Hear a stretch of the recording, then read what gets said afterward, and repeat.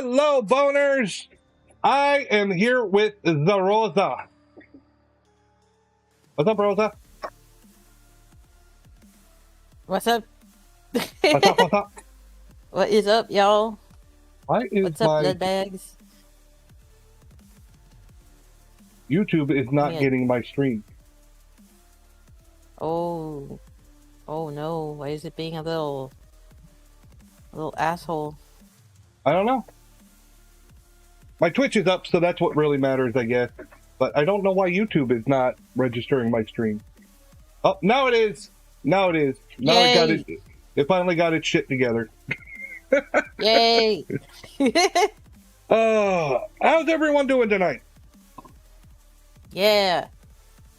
Oh, wait, Hot did we do crowd, this hot yet? crowd. No, I'm gonna do that right now because I was distracted. Okay, sorry.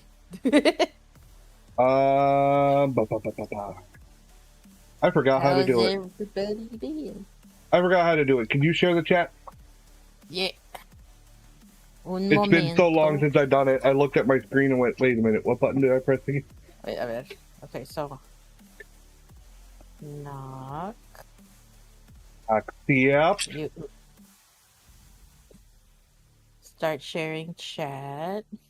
Okay, there we go. And I will mute my microphone since we're already in each other's ear. And ta-da! Now it's working.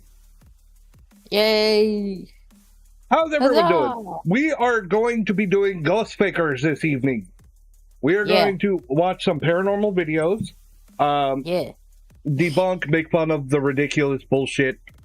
I don't know. Would you be interested in watching some of the paranormal drama stuff that's going on?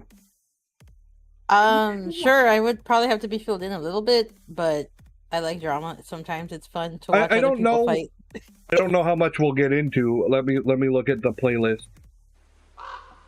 Oh yeah, you're gonna like this one. Sam and Colby debunked at the Smurl house. Fans deserve answers.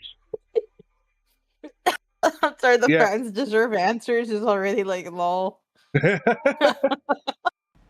Damn. Well, Sam and Colby are like a really big paranormal channel, and they are so full of shit. Oh my god. But yeah, people believe everything that they put out as genuine paranormal evidence. So when they get caught red-handed, it is fucking priceless. Oh my gosh. All right, are you ready to do this? Yeah. By the way, Slaptam has the most ridiculous titles for his videos. Like, this creepy viral clip makes no sense. What creepy viral clip? You play multiple clips. Which one? Yeah, wait, what do you mean this fucking clickbait? Yeah, I'm convinced that they're all AI created titles.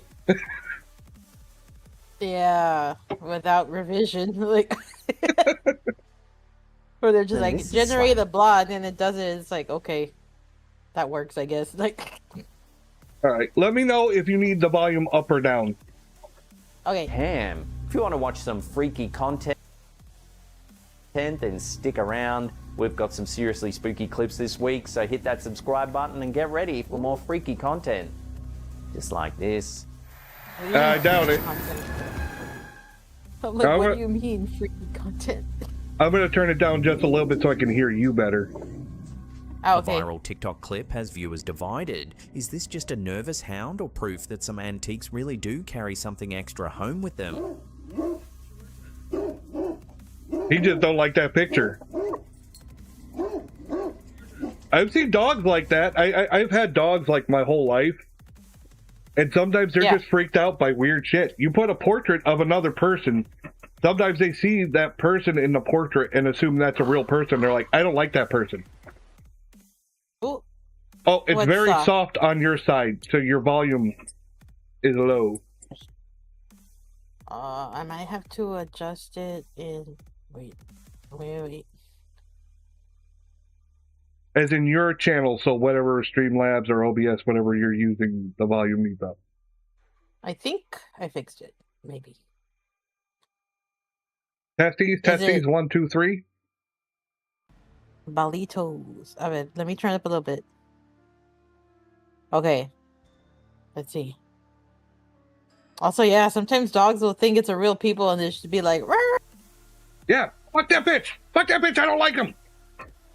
My dog has straight up barked at like an inflatable Christmas husky, thinking it was real because another dog somewhere else in the background barked, and she saw the little inflatable and thought it was a real dog and got mad at it. Like, yeah. Well, this is not unusual. That doesn't mean that the painting is haunted. It's a dog doing dog things. Yeah, yeah. I saw a dog wagging its tail. Like, it's up, it's happy, it's wagging its tail, and they're like, look how terrified the dog is. I was like, that's not terrified. Bruh. These people. In a video posted by antiques collector and artist Rebecca Jones at Snap by Beck, her dog Georgia can be seen standing at the edge of the room, barking anxiously at a 100-year-old oil portrait hanging on the wall. Yeah, I have a feeling the portrait is new. Rosa, turn it down a notch. Okay, now you're too loud. Okay, wait, let me leave. Okay.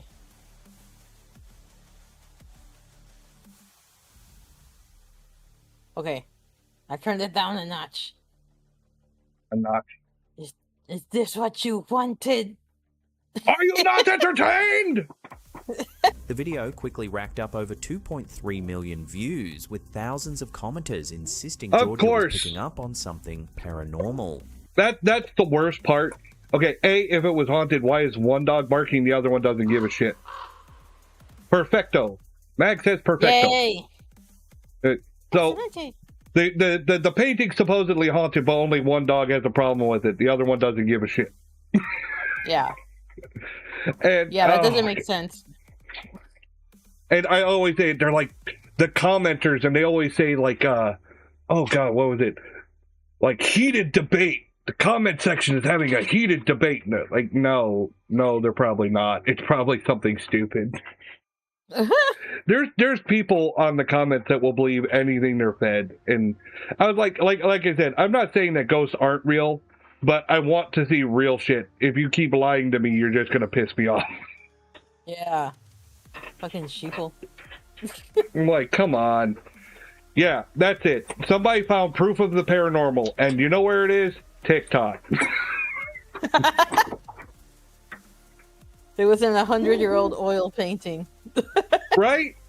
You know that there's an active bounty for proof of the paranormal, yet no one has collected it? It's like $10,000. Wow. Yet no one has collected it. Go figure. Yeah.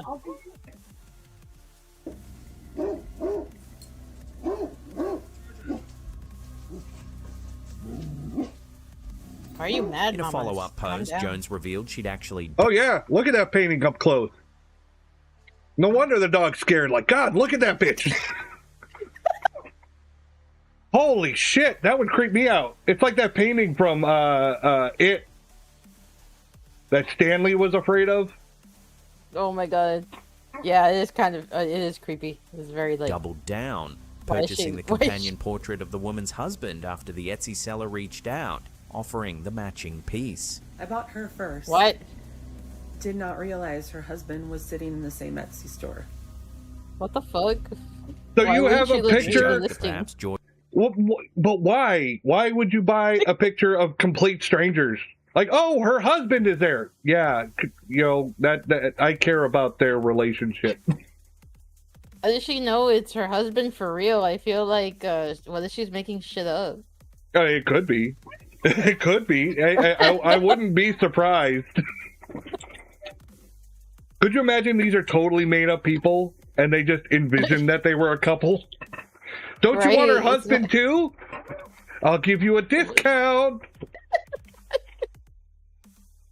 They're like, you know what? Yes. That makes sense to me.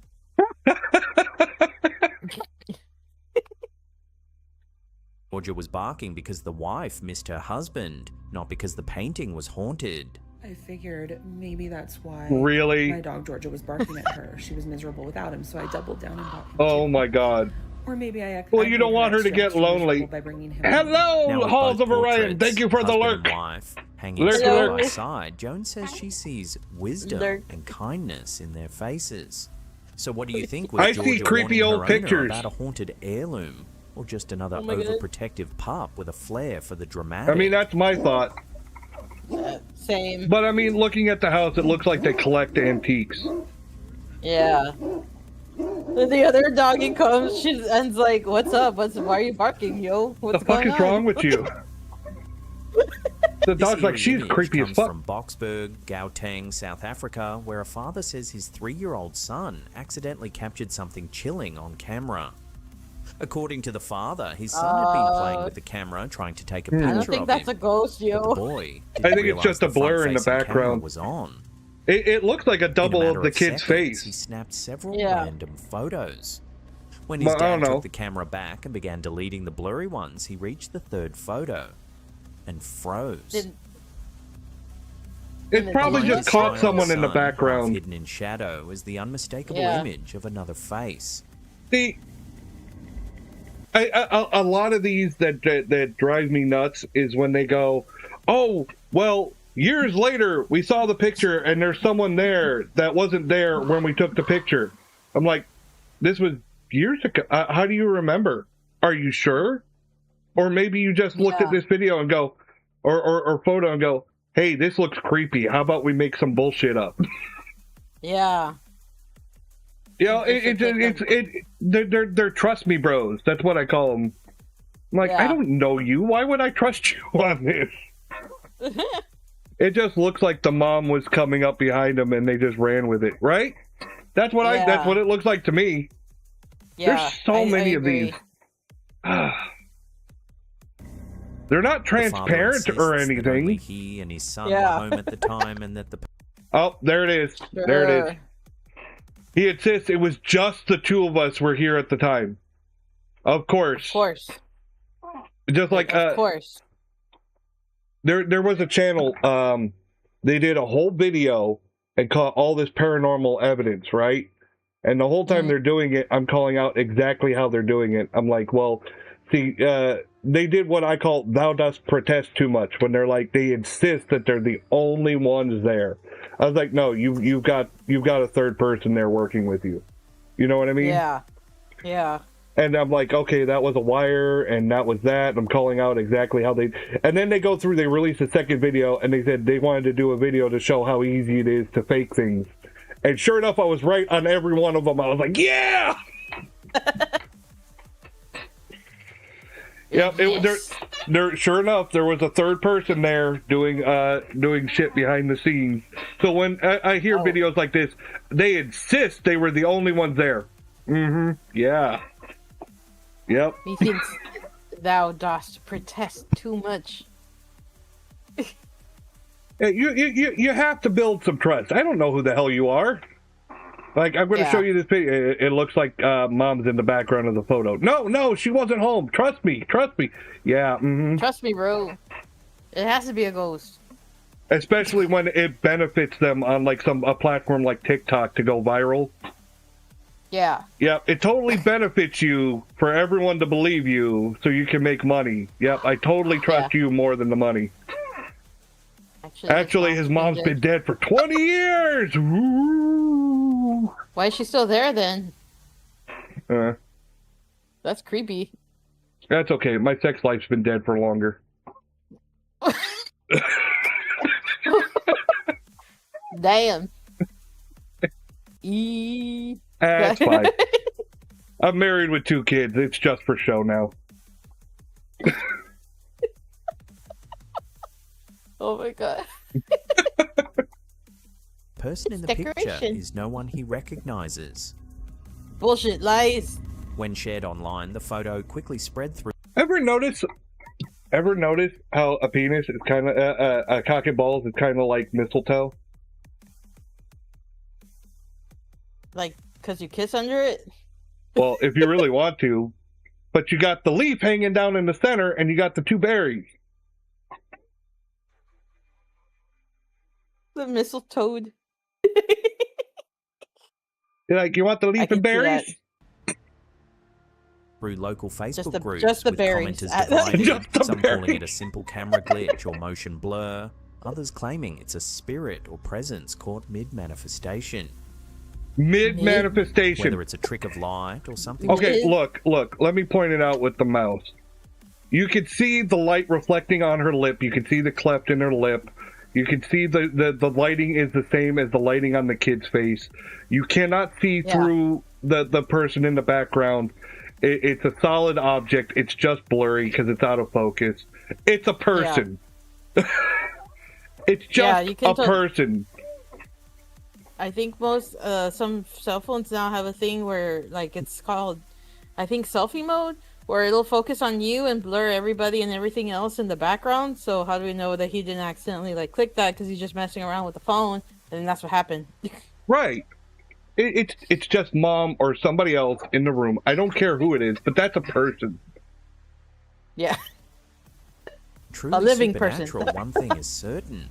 This accidental selfie has unsettled thousands, leaving both skeptics and believers wondering who or what is standing behind the boy.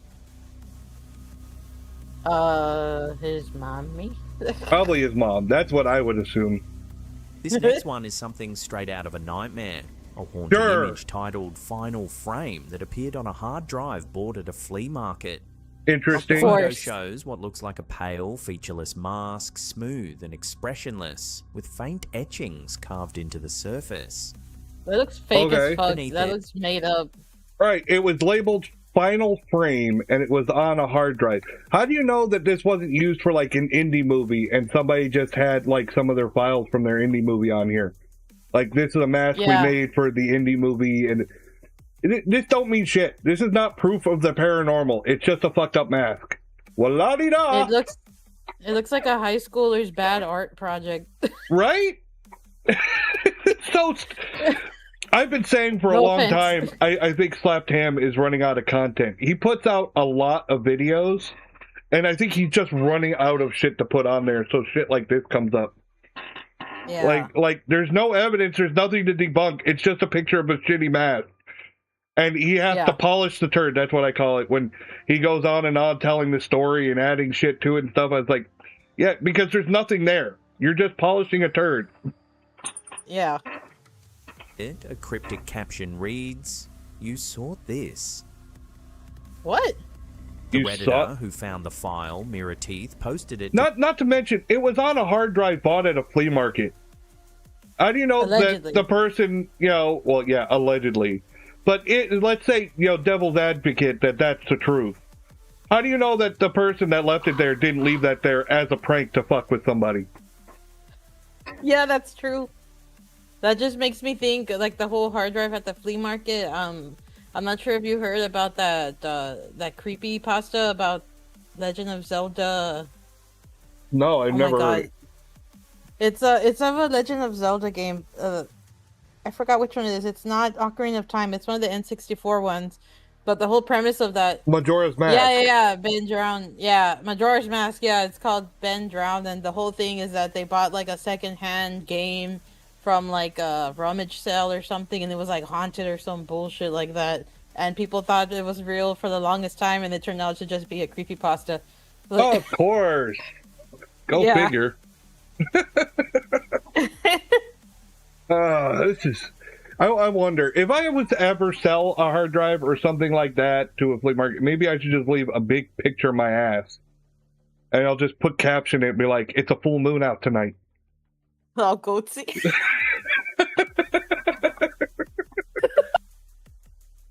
And then they're going to be like, oh my god. No. What does this mean? The mysteries of the world, asking if anyone recognized. I don't know, but it's a dark and scary place. Recognized it, perhaps from a film, short, or art project. They wrote, "I bought a batch of hard drives at a second-hand store and came across this image titled Final Frame. I'm trying to figure out if it's from a movie or if it's something amateur." It's definitely at first, amateur. It seemed like an unsolved oddity. Yeah. Until a few days later when a new YouTube account appeared, posting a single video titled "You Tried, Looking for Me, and Now I'm Looking for You." Oh, this is this sounds made up now. This sounds made up now. What the fuck? Like how would this person have known that the item was bought from the flea market? Unless, it's bullshit. Oh my god, yeah, I just thought of that because there are songs like that people have found like on They're just trying to go viral. Yeah, and they still have some of them. They still haven't found who wrote the song or whatever.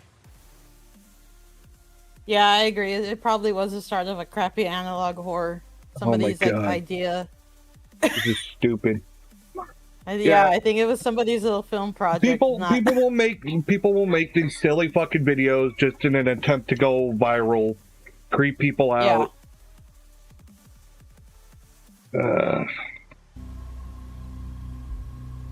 This is stupid. It's like the ones where people say they bought weird shit on fucking the dark web. Yeah, allegedly. Allegedly, yeah, and they're like boxes of just random shit. I have a feeling that they do that themselves and they're just stupid. You think this is a video? Yeah. You are mistaken. This is a surface, a skin, and underneath, it breathes like you. This is so dumb. I cannot speak. You should be embarrassed. Of static and forgotten things. No help, please. Your world is a dream. This is the shit I see when I do these shows. And the dreamer is growing restless. This kind of ridiculous shit. Such a good thing. You should. I really know how to replicate a little plaster mask like that, between man. The seconds? You know what's really embarrassing? I'm not high. You know what? I think Slapped Ham watches my streams, or has at least heard of them. Because I started calling out that anytime there's some kind of ghost sighting in Mexico, he always says it's La Llorona. And after I did that, he stopped saying that. Oh my god. It's not always La Llorona, man. I was like, do you even know the lore of La Llorona? I don't think you do, because that doesn't make any sense. Yeah, dude. Oh my god. I hate it here. Uh-oh, my wife hates it here. Go figure. Ooh. She does that every day. She has to do it every day, play that blurt. I hate it here. Usually it's when she's at work, which makes a whole lot of sense. Oh, yeah. I feel that. Search a miracle. Not for a door to open, for a mind to pause. Well, that's just too damn bad. Is a mask you forgot you were wearing. What will you see in the mirror when it's just it too damn bad. off? Remember, that needs to be a sound alert. I know somebody that has it as a sound alert. I need to add that. I need to add that. I love that sound alert. That's just too damn bad. I think it's my friend Pearl Kitsune. I think because every time I see her streaming, I go in and play that sound alert. I'm tired of this, Grandpa. I actually really like that movie. Ooh, hello. Okay, I drinking. Bestie Testy. Wait a minute. I'm drinking. You have someone? What? You have a best testy? I guess yes. Hi Mags, hope you're doing well. Woo. I'm doing well too. And I have 2 testes. I have no testes. You could borrow some. Oh, okay. Thank you for the follow, Bestie Testy. Yay! Yay! More follows. Yeah. I can't believe this is still going on with this mask shit. No credits, no metadata, no trace of the uploader's origin. Now, Boobas are testes. Oh, okay. Some users believe this could be the launch of a new ARG, an alternate reality game, possibly an experimental horror series hidden across multiple platforms. But others think it's something far darker, a piece of cursed media or a warning intentionally They'll say buried you should on do those an drives Appalachian for Mountains someone to Day. Find. You know what? I may do that, dear. So maybe I should do some like specific videos on YouTube video. Hold on, let me pause it. Maybe I should do specific videos on like lore for certain areas, like the Appalachian Mountains, West Virginia, New England, stuff like that. Yeah. Because I really like the lore on some of the locations. You know what I mean? Like the Bell Witch in I think it's in Tennessee. Somewhere or over there, yeah, I think. Or so. the Salem witch trials. Oh man, yeah. I think I think maybe I should do some more. I'll do some episodes like focused on certain areas. Skinwalkers or mimics? Wait, mimics are for real? Well, there's lore behind them that they exist. Mimics or doppelgangers. Oh, okay. I like the lore behind the Beast of Bray Road, which, you know, is basically a werewolf, if you listen to the description. Damn, there's just a werewolf out there going crazy. You can ask Tyrak later. Do you know what one of the best things, one of the fringe benefits of being disabled is? I don't know. Getting to pee without having to go to the bathroom. What? You didn't know that? Like in a bottle? I use a portable urinal because my difficulty walking. Oh no, I didn't know that. There was a time when one night I tried to go to the bathroom and I lost my balance and fell and slammed my knee into a tile floor and had to go to the emergency room. So to keep from injuring myself worse, I use portable ones to help so that I don't end up in the emergency room. Oh dang. Yeah, it doesn't take much. I'm pretty fragile now. My body's fucked up. Oh. But look, don't worry about it. I have a very how do I describe it? I went through I went through depression and stuff on it. I went to therapy and stuff, and the way the doctor, the therapist described it was that I was going through the stages of grief. Oh. Yeah, I've had therapy about that. And I right. But apparently you can go through it for, like, you know, because, you know, now I'm disabled and I've lost all the things I used to be able to do. Like, I used to be a football player and I can't play with my kids like I used to and stuff like that. But now I've, like, reached that level of acceptance. And now I always make jokes about my disability. Oh, okay. Like, dang. So, yeah I'm at the acceptance stage. And now it's just funny to make jokes about my body falling apart. I'm like, yep, my arm's gonna fall off, and I'll just get some duct tape, put it back on. Okay, don't forget to mention that. What? I didn't hear what you said. Oh, I said hot glue. Oh yeah. To use like a glue gun. Sorry. You can use hot glue on like everything. Yeah. My wife does like arts and crafts stuff. She has this stuff that friggin' works on like everything. I was like, holy shit. It's like fucking Gorilla Glue. No, I like to use Gorilla Glue. I think Gorilla anything like works like crazy. E6000. Like, don't. Oh, she says it's called E6000. Oh my god, yeah, you can use that shit for almost anything except maybe fabric. But everything else, you can make it stick. Don't forget to mention that different rules people mention when you're on the Appalachian Mountains. Yeah, whenever I get to it. No, I used. I think it'll melt fabrics.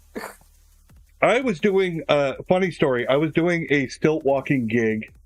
It was independent, and you know, I was a stilt walker, and I had my own pair. So I went. It was like the opening of some art gallery or something. They wanted stilt walkers to attract people to come in. Okay. And I got there and realized my calf straps, I forgot them. Oh my god. It's the strap that holds the stilt around the calf bar that, you know, it gives stabilization to the stilts. Oh, okay, and so I was like, right, but I forgot my straps and I was like, oh fuck. So I went in my trunk and all I had was Gorilla tape. It was like duct tape, but it was So I've seen it before, yeah. I wrapped my calves, I wrapped my calves with the Gorilla Tape, and it worked. You know, I did the whole event, it was fine. But then at the end, when I took the tape off, I freaking waxed my legs. It was like, Well, you put on your bare leg? Yeah. Yeah, Oh I had shorts. I had shorts on underneath because I wear stilt pants. So it's like wearing pants over pants. So I had shorts on underneath, and then stilt pants that go all the way down to the bottom of the stilts.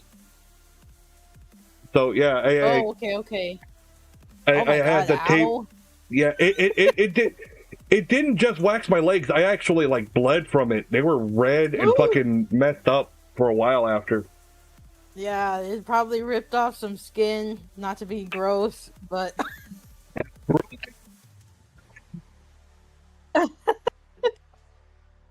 I was like, oh my god.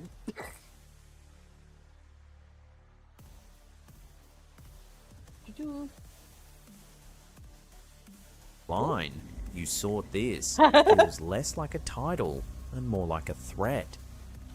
We'll keep watching this one to see what surfaces next.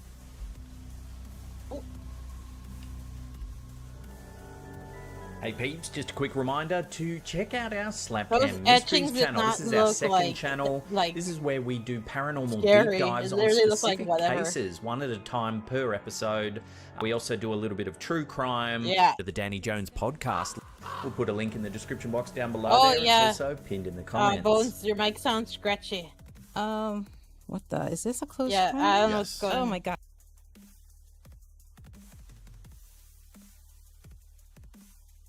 To me, it still sounds like that, but freaking technology.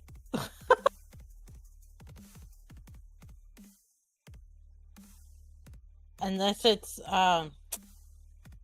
is scratchy the right word? It sounds. Oh, okay, now it sounds okay. Wait. Does it sound okay? Hello?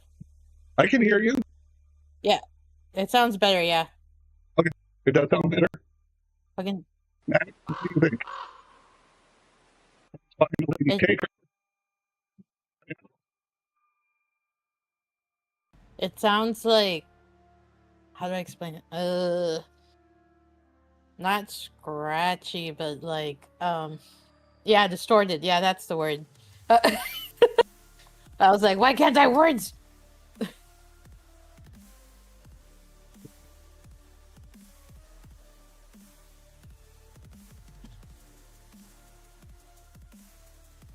Maybe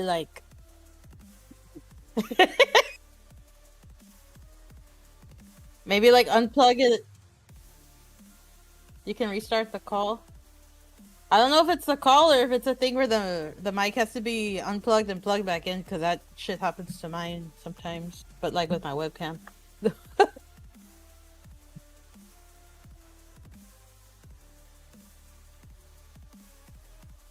Ah, okay.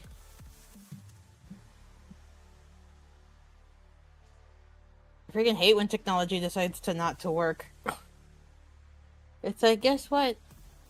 I don't feel like working normal today. And you're like, damn. But why? And it's just like,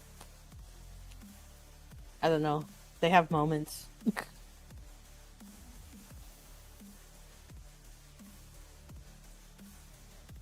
Do.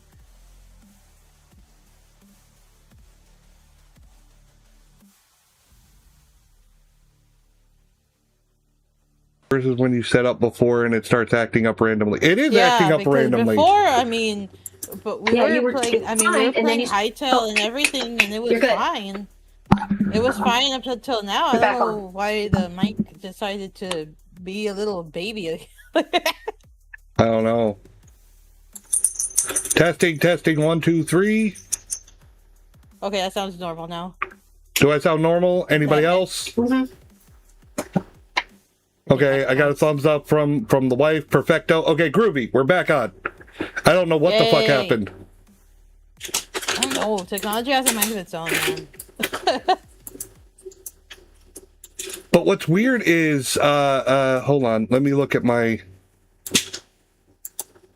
facial tracking settings. It's supposed to lips. hybrid lip sync tracking, and it's not tracking my lips very well. Skynet. I fucking hate when that happens. Okay. Sometimes it's working and sometimes it doesn't. I don't know what else to do. Fuck it. I'll deal with it later. We'll do it live. Okay. Wow. Gosh, I thought a recent episode of the Danny Jones podcast What's Who the really fuck is weird? Danny Jones? Wait, it looks like it got rid of my noise gate because it is picking up everything now. Yeah. I'm seeing my bar jump up and down like when I'm not even talking. That is really what the fuck? Fucking technology. Yeah, I know, right? Okay. Let's see. Let me jump to Bones' stream and check. Yeah, my husband protected me. I suck at that shit. I just go like click, yes or no? Yes. I know. I know, dear. Yeah, the noise gate is on. My noise suppression is on. I don't know why. Filters? I don't know. Yeah, I have my filters on. They should all be working. It sounds like your OBS setting Streamlabs reset. Yeah, but that would have to. I would have to end my stream. I don't know why it's fucking acting up. But it's causing issues. It's causing issues on my model tracking too because it's not hearing my voice very well. Fuck. It's annoying. We were just fine. I never have any problems, and as soon as now it wants to have problems. Now it wants to be a dick. Fucking dickhole. That's not terrible if you want to power through, or maybe restart the model. I'm restarting the model now. Whoa.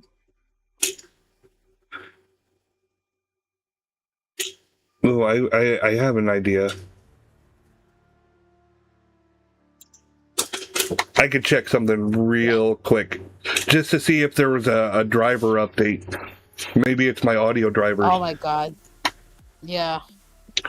Well, it seems to be reading my my tracking is reading my mouth better, so that's a good thing.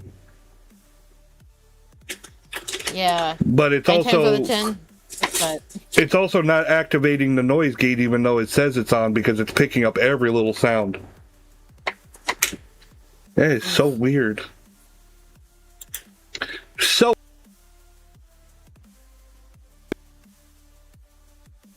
Ooh.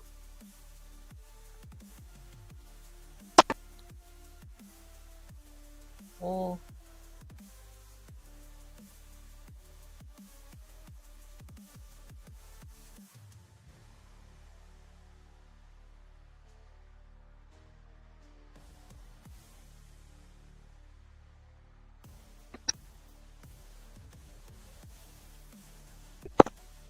Yeah, it did.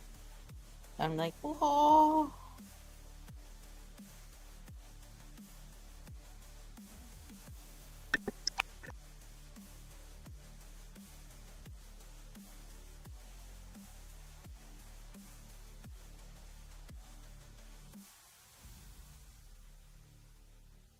Wow.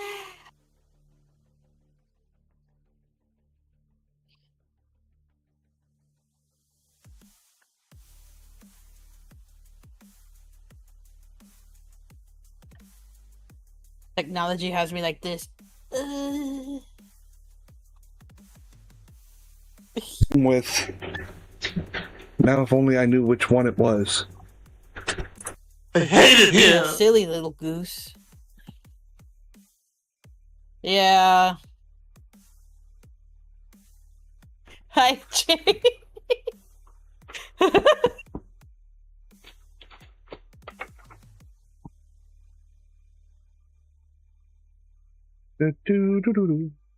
Wait, I hear my voice. Okay, that's working. I don't know why it's cutting in and out. It's very, very strange. Can you hear me again? Are we good? Yeah. Are we groovy? Yeah. Yeah. All right. Let's not fuck with anything I anymore. can hear you. Hello. Hi, Jay. All right. Hello, hopefully, chat. before my Hello. next stream, Hello, chat. I'll figure out what's causing the fucking around. The stupid. What's up, the JJ? Silliness. Left viewers gobsmacked. Guest Dahlia Burgoyne, an energy arts trainer who teaches mind sight, without using the physical eyes, agreed to a cautious step-by-step demo under Studio Live. Hey, wait! This is the shit from the beginning of Ghostbusters. Can we mute Bones? No, you cannot mute Bones. Yeah, the other day I had to redo my filters all over again. Oh my god, I hate. Well, I see in the bottom corner of my screen there's a little alert telling me I need to restart my device to install updates. So it may have something to do with that, but I don't want to do it midstream. So yeah, it could possibly make it worse. Right. Fuck. All right. Well, we'll just go through this. Man. She's doing the card thing where she can see without seeing. Apparently. At least that's what she's claiming. She has the Eye of Thundera, sight beyond sight. Ooh, she got the big chi-chis, man. Like, did you ever watch Thundercats? No, it was actually before my time. Damn. I've seen like a little bit of a couple of those episodes because my sire has shown them to me. But make me feel not old. that much. I've seen more of like the original Transformers because I've watched a lot of that with my sire, but not. I have the entire first season of the original Transformers in a box set. I did too, but then it disappeared. I have a whole theory on that. It was freaking Fae creatures that took my Transformers. Oh, I believe box set. That's what it was. It was Fae creatures. Fuck them Fae. Yeah. It's been a year and they still haven't given it back. Supplied blindfolds and eye patches. So these are all blackout masks. Yeah, I can't see anything. It's completely black. Yeah, so these are. Why are you blacked out, dude? Right? Blackout. The ground rules were simple. New well, maybe to test them out. Hers, no touching the test items, and clear on-camera lines of sight for the audience. Well, this one right here is. It looks like square. some. Yeah, that's a black square. There's some kinky shit going on here. Now, I wonder. I think I would trust this more if he supplied the cards. If she brought her own stuff, how do I know that there's not maybe markings on the cards similar to like Braille? Yeah, that's true. Or something that you can't really tell, but maybe you can feel it with your finger. Or I've even seen people go as far as marking them with scent, like different perfumes. Oh yeah, I could see that too, if you want to be all sniffy. Yeah, I mean, I'm not saying that that's what's happening, but it's a possibility. And anytime I see stuff like this, you're like, trust me. I was like, I don't. I don't trust you. This one smells like old man balls. This one smells like pizza. Like, old man balls. Okay, circle. It's a circle. Get this away from me. This is a closed circle? Yep, that's right. Okay. Oh, this is... But, like, the way she's doing it, why isn't he holding the cards? Right? He's already blindfolded. They did it. They did it right in Ghostbusters. They can't do it right here. Right. She's the one pulling the cards. What if she knows the setup? Did they... I mean, they may not be showing the full clip in context. Maybe they did more in the actual clip, you know? But based on this, like, how do we know she didn't have them set up in a certain way and already knows what card she's going to pull? Like, if you're showing this as proof, it doesn't hold up. Any skeptic would pull this apart. Yeah. I'm not even that skeptical, and I'm like, I don't know. It seems sus. Sussy baka. Sussy baka. But like, right? Maybe she can see behind her somehow. And the strange thing is she showed him the mask, right? But then she's not even wearing the mask he was trying on. Yeah, what if she's got an earpiece in and her hair's covering it? Yeah, I don't know. There's a number and someone's feeding her the information. There's so many red flags. Like, if this is supposed to be proof, it really is not enough. But I just thought of something lewd. What if she has one of those Wi-Fi vibrators, like, you know, and every time it's one or whatever, they set it off, and that's how she knows. Like, the vibration's a little strong. Is the plus like? Honestly, it's a little clever with the way those things are set up now. Yeah. But I think it'd be funny if her microphone picked up the buzzing. The fuck was that? I don't know. Right, it's just my cell phone. Oh, baby. I'm sorry, my little sassy kitty came to say hi. She's the one that had the boo-boo on her cheek. Ooh. I was just looking at it. Did it heal up nice? It's not fully healed yet. It's not fully healed yet, but it is healing and the fur is starting to grow back around it. That's good. Good baby. Damn it, Rosa. I'm just saying, you can buy those things and you can like set it up like with like the lewd stuff where people can make it go off. And you can also set it up where somebody has the code and from like overseas and somebody can overseas do it. So I'm just saying. Right. It's lewd and weird, but it could be possible. What if she has a code with somebody? It's like, okay. Yeah. 2 pumps is a square. 3 pumps is a circle. Some sort of weird, some sort of, we've all seen Project Melody Street. True. I haven't seen her not safe for work once. I've seen one. And I know Vex does that stuff too. Actually, I think her and Vex had a collab recently. Mega Bonk. Anyways, it's entirely possible. There's got to be some way that she can tell. I don't think it's the power of whatever she's claiming. Oh, come on. What? I'm sorry, I was think talking Tricky to my... did that type of content. Who? Tricky? Tricky? Oh, yeah. Tricky Wee. I did not know that. Now Tricky does some sus shit. She does. I mean, no judgment here, but I don't know.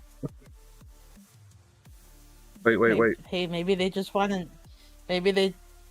I have not seen Project Melody. Oh, you should definitely see it. She's funny. Her stuff is funny.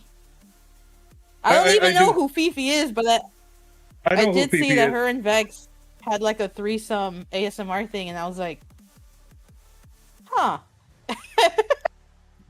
Later, I have to go to work I have things to do. Do I? I mean, maybe. God damn it. I spilled something on my floor. God damn it. Damn it. Don't you just hate that? When you spill shit? Because I always spill stuff on myself. I only spill food on myself. No, same.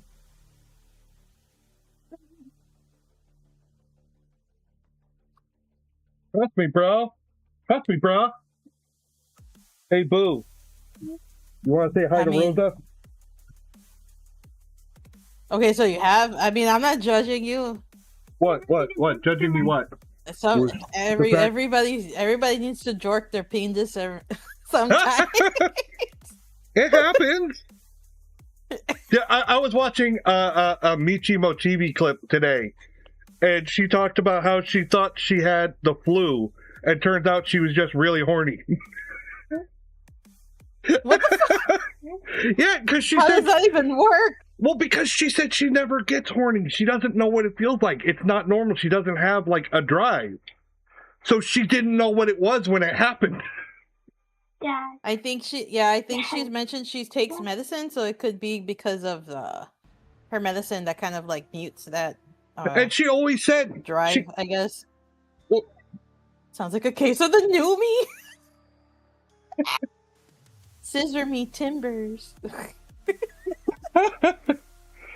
Sounds like a case of the new me. Yeah, it was funny because she said she always gets upset when people talk about it because she doesn't know what it feels like. She's like, I wish I knew what you were talking about. I wish I could understand.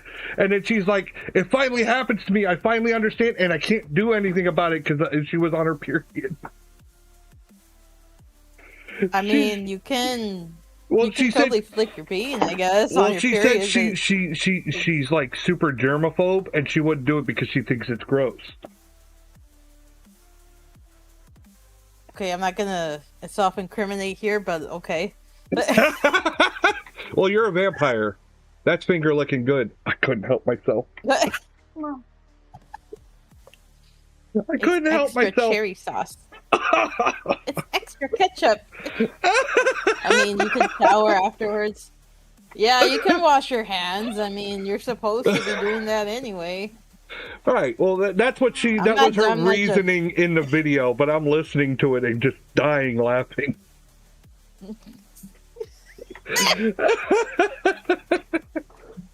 Although I agree with Michi, periods suck. Zelda choked on hot dog.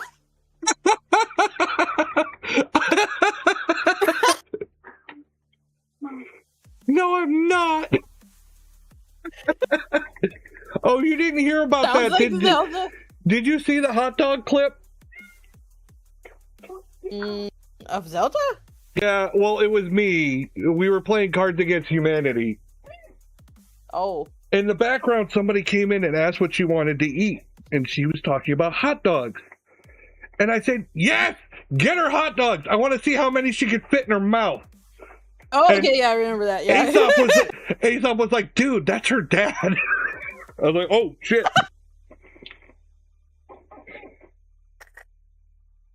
Gav said, I watched that hot dog clip 100 times. Kathy choked. Oh my god. Kathy choked on her forehead. Awkward. I choked on Aizawa, though. Like on his penis. Yeah. She's got an unhealthy obsession with Aizawa from My Hero Academia. What? When the Go-Gurt gets stuck in your throat? Bullshit. Daddy hugs. Oh god. Hashtag Daddy Zawa. Like I said, unhealthy obsession. Kind of creepy. Open plus sign, yep. Okay. And this one is, what is this? It's a closed something. See, that's so weird. Look, if you look, she's waving it on a certain side of her head, and if she tilts her head. Do you see the way she tilts her head? Like she's trying to look at it from the corner of her eye. Yeah. Or something, yeah. Yep. Okay. With her eyes fully covered, Dahlia identified simple shapes. Yeah, apparently my chat is super, super thirsty. They are just thirsty bitches. And there goes Cap. Hold on, I forgot to... Yep. Cap likes to come in. Yeah, Cap likes to come in my chat. I mean... That's why the floors are sticky. But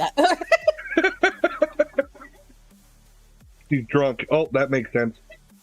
Were held behind her head, saying she uses different windows around her head where perception is clearest. Windows around her head. Like that was the clearest window, was on this side right here. Mm-hmm. That was where I peeked through my mask to see what we're looking at. Wow. So that one was the clear. I probably could have seen over here too. Mm. Here's what I suspect. Again, this is just what I think, not what she's actually doing.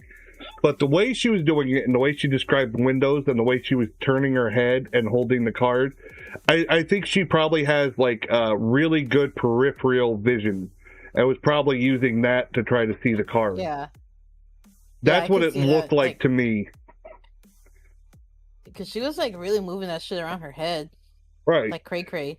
She would move it on that side. Like, the whole point of you putting it behind your head was not to see it, but then you see her turn her head to see.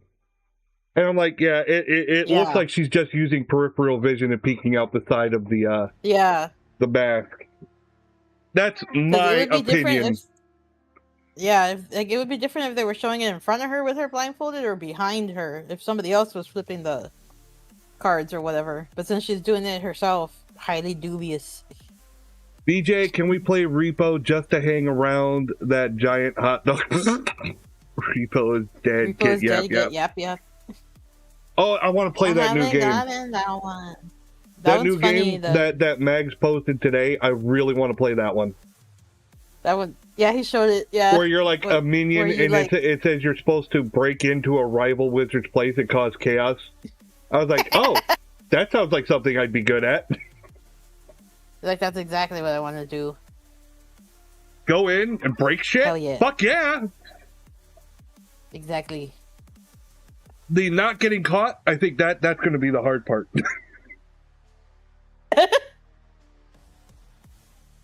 I'm really bad at not getting caught. Even when I play, when I used to play Among Us, when I would wait and it took forever, and when I was finally imposter, I'd always blow it and get caught. Yeah, same. I was like, God damn it! I sucked at being the imposter. I love being the imposter, but the chances were so rare. I wasn't like prepared for it when it finally came. I was like, God damn it! I remember the first time I played that game, I didn't know that when you're dead, that the other people who are alive can't see you. So for like the first game I played and I had gotten murdered, I was like screaming in the little chat box, like, it's this person, it's this person. And then I was like, why isn't anyone listening to me? And it wasn't until after I think I mentioned it to my sire, and he was like, they can't see your text if you're dead. Only the other dead people can see it. And I was like, oh, now I feel stupid. Like, oh. All right. This has got to be over soon. Mess it up right now, but She then read book titles and words she had not been shown. Why does she have to wear a different mask? Area 51. Right. It says see how she's tilting her head up, like she's looking out the bottom. You see that? What did that say? Yeah. Something top secret military base. Yep, that's right. Mm. Oh my God. That's not exactly whatever. Okay, so this one is windows open. It says tilt that head up. Yep. She's got a peek. You know, she can't do it without tilting. And why does she have to wear a different mask for that? Okay. Hi, Dahlia. Right? Oh my gosh. That's what it feels like. Okay, it's like that other mask. Like, okay, I need to look out the side of my eye, so we'll use this one for this. And then, okay, now he's holding books up in front of me. Let's use this mask to see out the front. That's what I feel like. Like, she's wearing different masks because they have different viewpoints for her to peek out of. You need a sound alert that says you're a great big phony from Family Guy. Oh my gosh. Phony! A great big phony!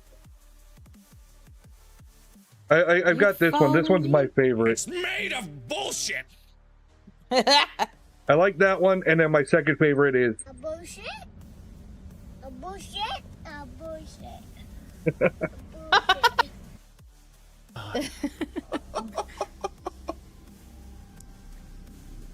Big flower. When why does she have her head tilted? Her, she reported shapes. Why does it matter where she's looking if she's seeing it with her mind's eye or whatever, or Windows? Blue, green, and red, orange. It must be Windows 95. So sometimes in my back windows, if you give me like words or something, I can in know my exactly back what window, it says, and if I look at it, it's like car? and it's very weird. Dahlia explained that her ability. BJ's third favorite is I Came. Well, you guys come a lot. Sighted and blind, beginning with light-dark discrimination, then color, then letters. Once you put it, so you'll see. She's talking about her ass. You've seen back that we window. put a flashlight activates it. Or and I have to open up the trunk and put a whole bunch of stuff in there. Can do it just to have the oh my god! Enough. I've got a bunch of junk in my trunk. The hosts used their own blindfolds, taped patches, and added layers on air to reduce the chance of a prepared party trick. Yeah, this is another mask. Yeah. I still think it's prepared. Items were also I don't brought care. from another room and kept under the desk until shown. Now put a box around her head. I gotta be sure. But is it like? Okay, this one she's not peeking. He's moving it. I'm definitely seeing it, but I can't make. You notice she's having trouble with this one. So who is Dahlia Burgoyne? Yeah. They went extra precaution. Practitioner who teaches Mindsight extraocular vision and collaborates with researchers. This clip right here, with her sitting in the chair at the diner, I've seen that one before, and they called her out for being fake. Later discovering light as a key trigger for full color and text perception. She claims. But you see, when they put on the extra padding and the extra stuff to make sure she couldn't cheat, and you don't see her turning her head, see she doesn't, and she just kept it lowered. Suddenly she was having trouble and couldn't see it. Did you notice that? Yeah. She's like, to train both sighted and blind students. Her public demos include contact in the desert and local TV appearances. Dahlia also highlights her daughter, Lidovina, whom she describes as a non-speaking autistic telepath. Subjects that she says are under ongoing research with several labs. What aired is undeniably impressive viewing. Dahlia read text and identified shapes while apparently blinded, and the hosts tried to close obvious loopholes. Still, the gold standard requires controlled, replicated, peer-reviewed testing. Until then, the episode is a well-produced case study, a compelling prompt for deeper research rather than a final answer on human mindsight. So what do you think? Is this Go get a date with Peter Venkman. Let me know in the comments. It says Cell. It says Shadow. Wait. Yeah, Shadow and Cell. Your floors look like a sticky Christmas day. Ew. Ghost hunters in Ireland say they've captured the manifestation of a spirit at one of the country's most haunted sites, Kinnedy Castle, County Offaly. During a public investigation I've never heard of Kinnedy in the banquet Castle. hall, a guest snapped a photo that Paranormal Supernatural Investigations Ireland, PSII, believes shows Hugh the Monk, a figure long linked to the castle's legends. What the fuck is that? Hugh the Monk. It's supposed to be a monk. I get you don't know his real name or whatever. Why would of all the names you would name him Hugh? Right? That's like that's not a good name. That's I mean George is better than Hugh. Hugh the Monk? What? Really? His name should be like Jack or something. I don't know. Why Hugh? No matter what they do, they can't get Jack off.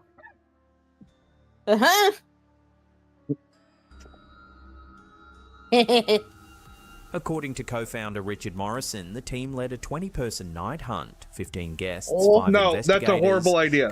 You know what the problem with something like that is? It spooks the ghosts away. No, any evidence you get, I would say would be considered contaminated. There's too many people. There's too many cooks in the kitchen. In the pie. It's too easy to contaminate evidence. Any video you see could be another person. Any audio could be somebody in another room. There's too many cooks in the kitchen. You basically fucked up your evidence right from the get-go.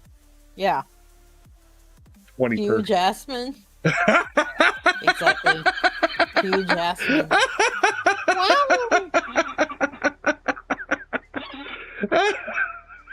Participants to areas with high electromagnetic readings and instructing them to take photographs. The group favors spirits. Oh God! You know what my biggest problem with a lot of these are? Is the equipment they use. They don't use common sense. Oh, that shit looks prehistoric. Like. Well, okay. EMF detectors are supposed to detect electromagnetic fields. Well, these people go and do it with all this other fucking equipment. I was like, yeah, no wonder you're picking up magnetic fields. You have them everywhere. Yeah. Cameras. Is there electricity in the place? Right? You'd have to go to a non-existent place. I mean, but everyone has a cell phone or this or that, computers, cameras. No wonder you're picking up electromagnetic fields. It's everywhere. Yeah. My what, cock smell. Damn. Well, I'm sorry, Jay. I knew that already, but I mean, I'm glad to see you're admitting things. I did not know that. He came out. Now I do.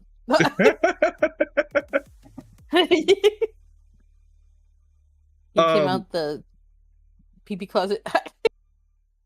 One of the things that was a proven fake that a lot of ghost hunters use, and the reason why it's such bullshit, is those REM pods that are so popular now.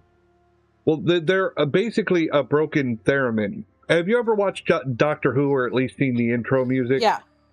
That weird sound. That's a theremin. Yeah. Oh. What the fuck?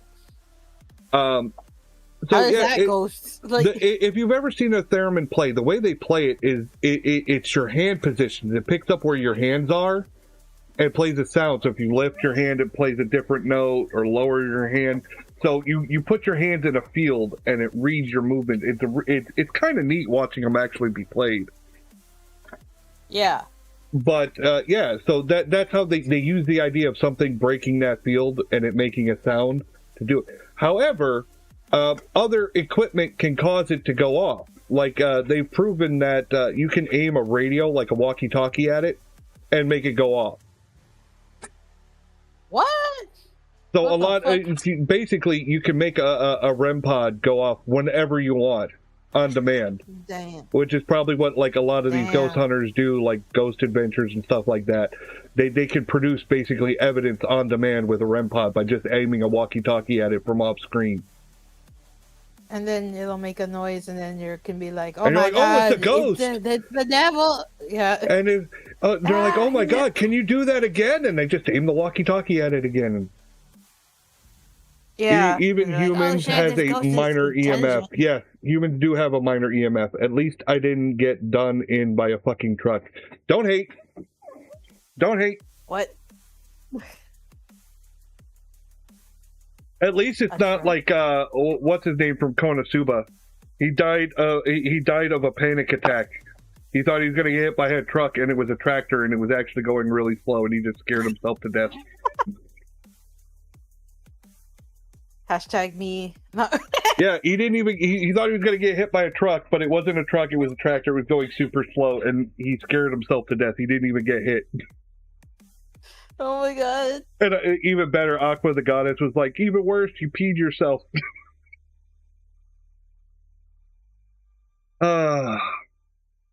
Pee-pee. Pee-pee.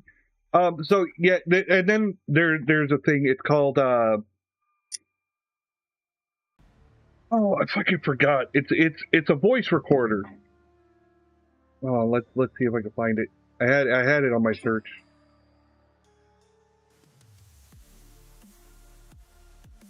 Okay. God,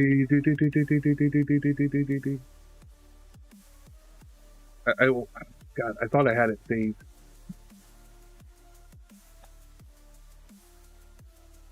Oh, I remember. A DR60. Is it like a camera? No, it's a voice recorder. You know how they record for like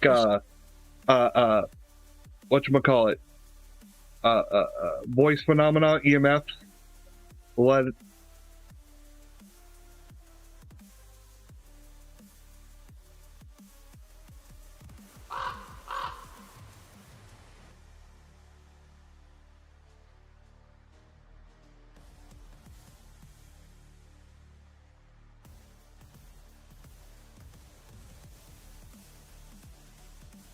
All right.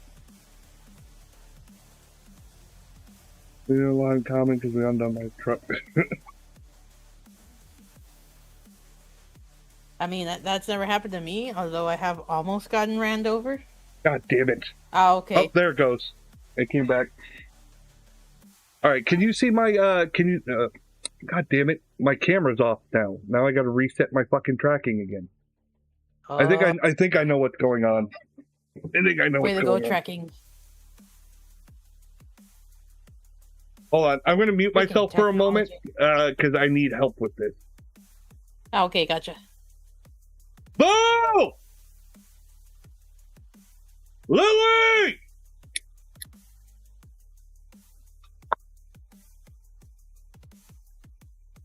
Oh, oops.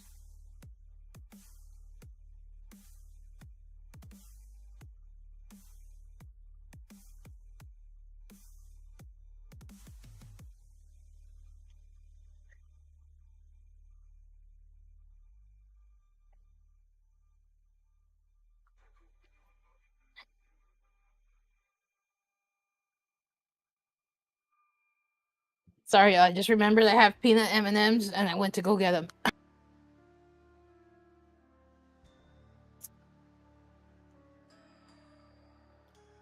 I have a king-size peanut M&Ms.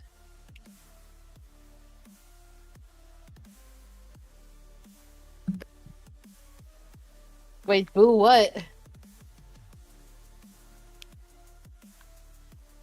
Who are we booing?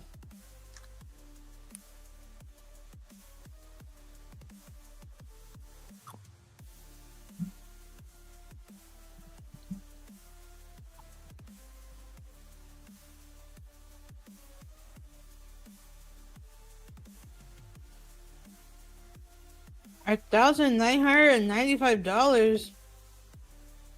Fucking bullshit. I don't know if wait, no, I have had the peanut butter M&Ms. They kind of taste like Reese's Pieces. But not. It's like, I guess the peanut butter is different in Reese's Pieces. All right, can you hear me? Yeah. All right. I figured out what one of the problems was. Oh. I use a USB strip to extend my USB plug, and it's self-powered, or it has its own independent power, and the plug was loose, so it kept disconnecting stuff like my camera and shit. Oh. And I think that's why my microphone kept shutting off. That makes sense, yeah. So hopefully the issue is rectified. Woo! There we go. $2,000 for something from the ancient times? Oh, hell no. Bones yelled for Boo. Yes, I did. I have to yell for her. She's on the other side of the house. So that's why I yell. I muted the Discord and forgot to mute the stream. Okay, this is the DR60, all right? This is old, and it was taken off the market. The reason you could find it for this much money on eBay is because it basically produces evidence for you.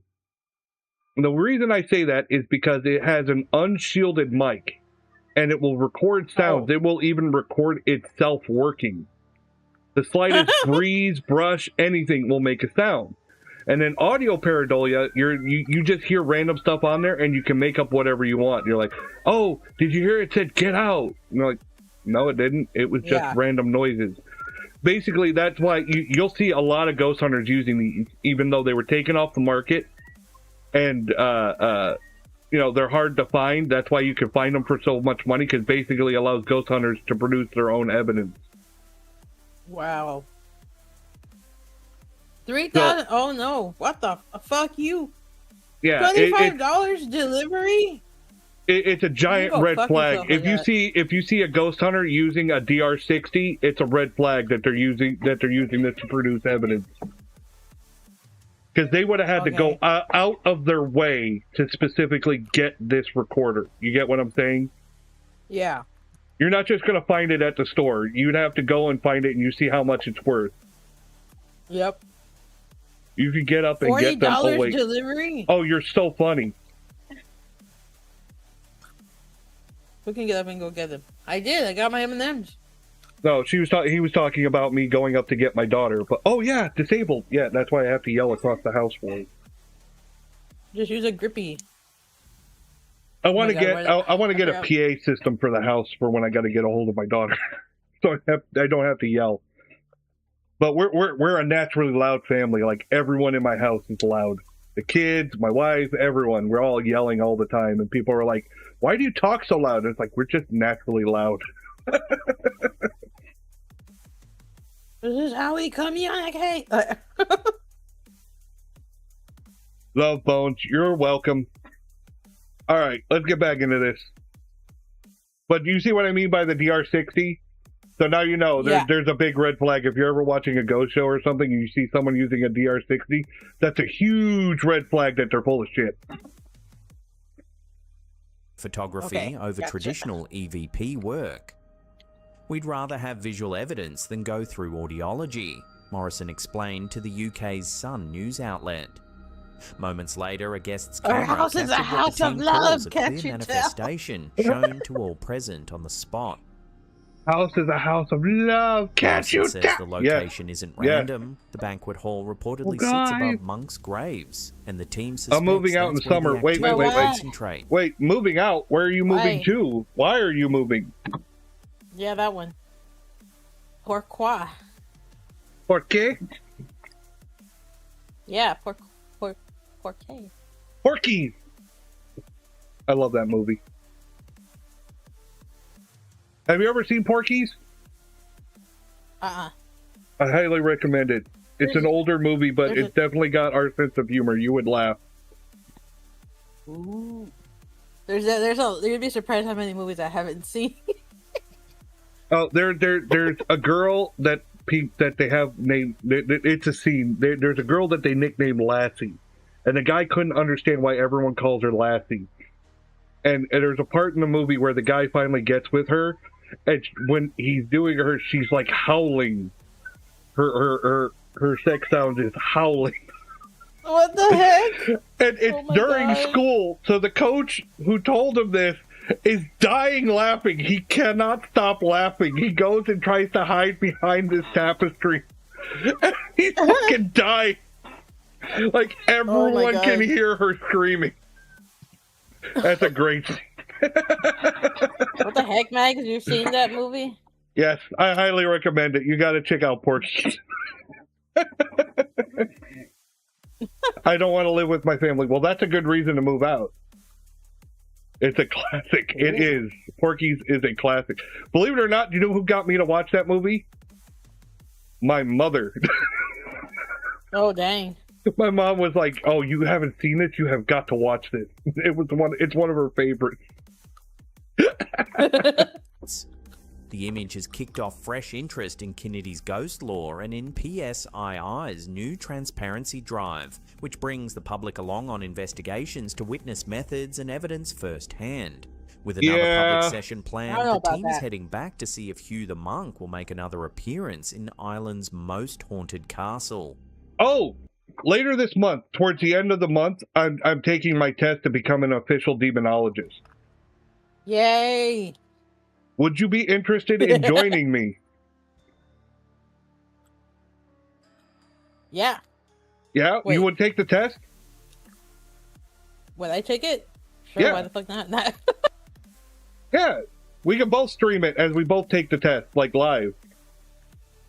And I'll feel like bad if I fail. It's an online course. I was gonna stream the whole thing, but I figured I'll cover you. Okay. I think it's only like $36. Ooh, that would be funny because and they send you a certificate, and you can say I'm an official demonologist.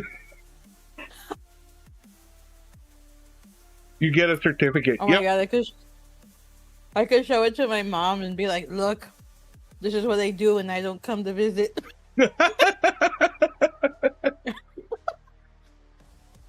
Rosa would fail the test. Wow.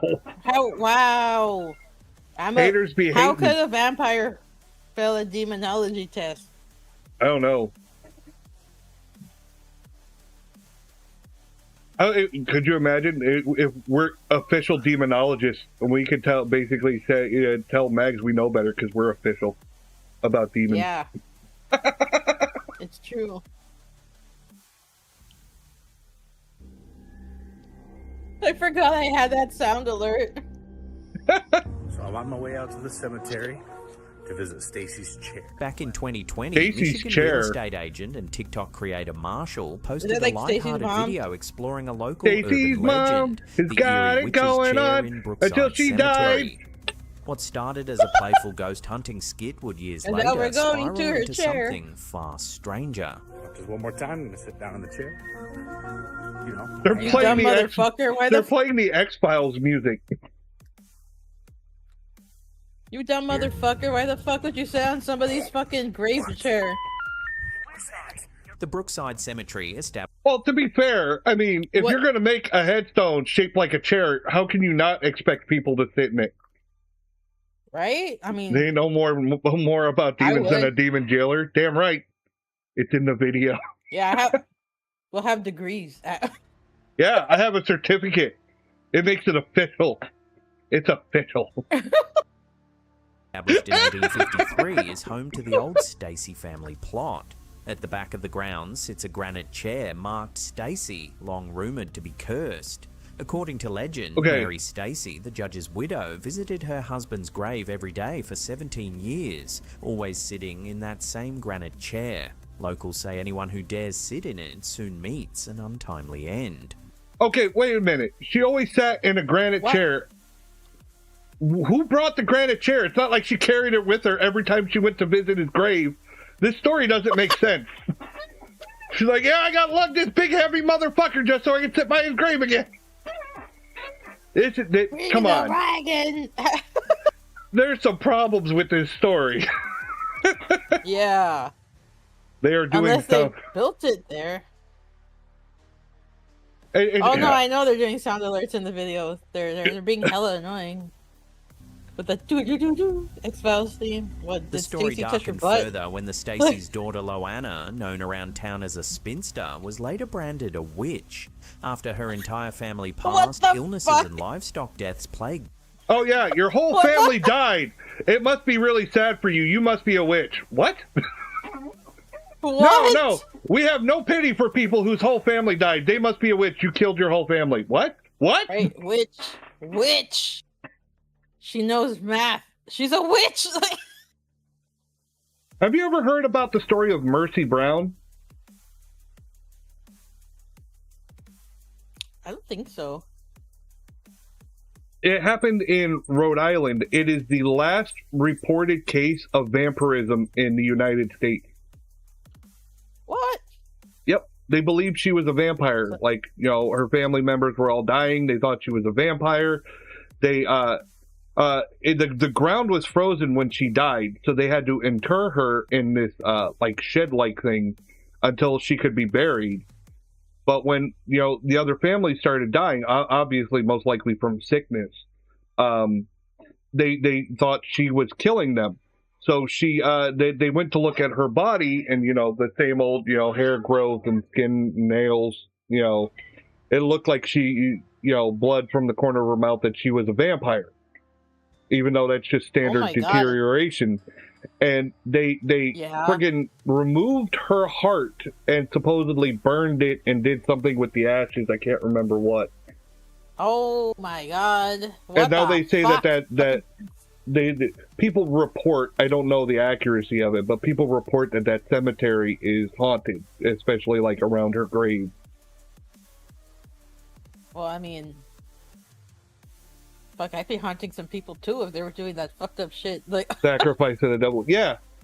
I found it interesting, because me and my grandfather used to go camping in Rhode Island, and that cemetery is really close to where we used to go camping. It's the Exeter Cemetery in Rhode Island.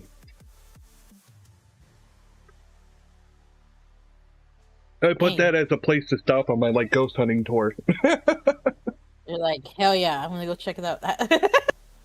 Well, yeah, me and my daughter, Little Boo is a huge fan of the paranormal. And me and her one day, years ago, started going on Google Maps and plotting places we always wanted to go, hauntings and stuff like that. And now we have this, giant roadmap of places we want to go for a massive road trip. If we ever had the money, we'd go on a super long road trip across the U.S., visiting all these famous haunted locations. She got pissed that one of the places, the Trans-Allegheny Hospital, I think it was, you have to be 18 or older to go in, and she got pissed.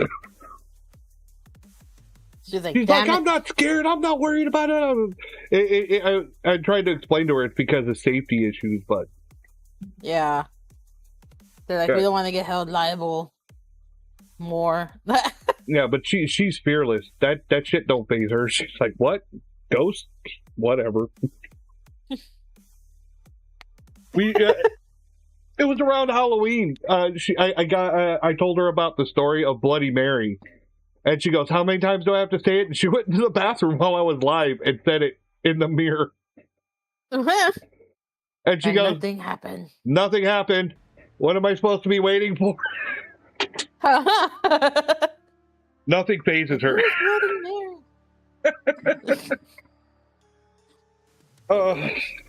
I'm so proud of my kid. She's a little shit sometimes, but I was like, yeah, just like her daddy. The community all blamed on Loanna. Her ghost is said to wander both the Stacey hardly know her. And the cemetery still bound to that granite seat. Marshall's original 2020 TikTok was clearly a... But see, now, they said that the chair was cursed, and they told the story, but what's the curse? How is it cursed? What does it do? If you sit in it, you die. Ooh. I mean, that would make sense, but I mean, they haven't said that. And where's her husband's grave? They said the chair was what she sat in by her husband's grave. Well, yeah, where's her husband's grave? Where's her grave? I just jokingly overlaying a ghost. I would assume that the chair is her grave, right? That makes sense to me. It's got her name on it. In front, somewhere around there. Yeah. Figure over footage of the chair. So you guys, nothing to worry about. I told you, it's just a big bunker. It's just a myth. Just one more time, I'm gonna sit down in the chair. You know, hang out right here. I'd be more worried if I sat in the chair and felt something go up my butt. But by 2023, life for Marshall and his family took a chilling turn. Strange occurrences began inside their home. No. Okay, this guy is a content creator. It is in his best interest to make up bullshit. Yeah. I don't believe this for a second.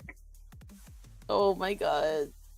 Objects disappearing and reappearing, loud thuds from the basement, and shadowy movements caught on their Ring camera. I'm outside because I don't want my family to hear me talking about it. They don't know anything about this. I caught something. Take a look. The curse is you're forced to only watch. Figure standing motionless at the edge of the family's property for several minutes before slipping away. That's some jackass in a black outfit. Are you kidding me? Continued on again. What, you think there's a ghost? Later, they discovered the stranger had left a note in the mailbox. This is so dumb. In red, the end with XOXO. This is so dumb. Are you fucking kidding me? Soon after, Marshall posted another video capturing Are you fucking kidding me with this shit? Basement. Like, if you're gonna fake shit, at least do a good job. This is so bad.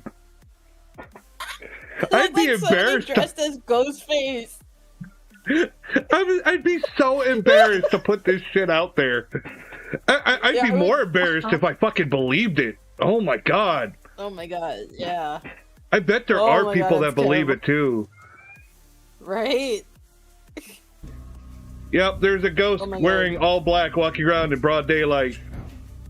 Totally solid and everything. That's not fucking footsteps. That sounds like somebody hitting the wall with their down fist. The stairs, there's a sudden rush of movement. Yeah, that's called having somebody run past the... Dude, he's obviously hitting the wall off camera. It's as though something invisible charges toward him, but no one's there. Are you kidding me? Hello? Yeah, that hollow sound is you hitting drywall. Are you fucking kidding me? Usually they are 13 years old. Those are the people who believe this. Oh my god. Oh, this is fucking ridiculous. Oh my god. Jesus. This is as real as In a Kim follow-up, Kardashian. he tries communicating with the presence. Not once if you're friendly, not twice if you're not. Yeah, no one could possibly fake this. Only a ghost could do this. Calls out questions, and faint tapping responses come from behind the door. How do we know it's behind the door, bro? They're the ones who believe FNAF is real? This is the weird part. Look at what happened with Slender Man. It was a fucking creepypasta. It was obviously fiction. And people believe that shit is real. And of course. Yeah. The Slender Man killers or attempted killers were fucking kids. Go figure. Yeah. Yeah. I watched a documentary on that shit. Holy fuck. That was messed up. I think the person who perpetrated it was fucking unhinged. Well, yeah, they were like a teen. Well, yeah, there was two of them, but one of them was obviously like in charge. She was more dominant, and supposedly, I think she got released. And I know that there was all kinds of fucked up shit involving her release too. Like, I guess she's not living with her parents; she's living with some much older man, and all kinds of fucked up shit. I was like, wow. What the fuck? Yeah, it's weird. It's really weird. But obviously, she's not in the right frame of mind. I would definitely see a lot of red flags with that. Wait, Slenderman isn't real? No shit, Slenderman isn't real. Bruh. When he opens it, nothing. This is... Dude, stop punching your drywall. It's making me mad. Nothing here. Yeah, no shit. So what exactly did Marshall stir up after it didn't even sound like he was hitting a wooden door. Could something that door would sound completely different to him, or is this all an he's not only faking, he's badly faking. Law? And who was the figure leaving? And the worst part is that Slapped Ham is putting this up on his channel as proof of the paranormal. I just stopped and stared. This is embarrassing. So now the mystery remains unsolved. Like it's somebody dressed as Ghostface without the Ghostface mask. Alone. Hello?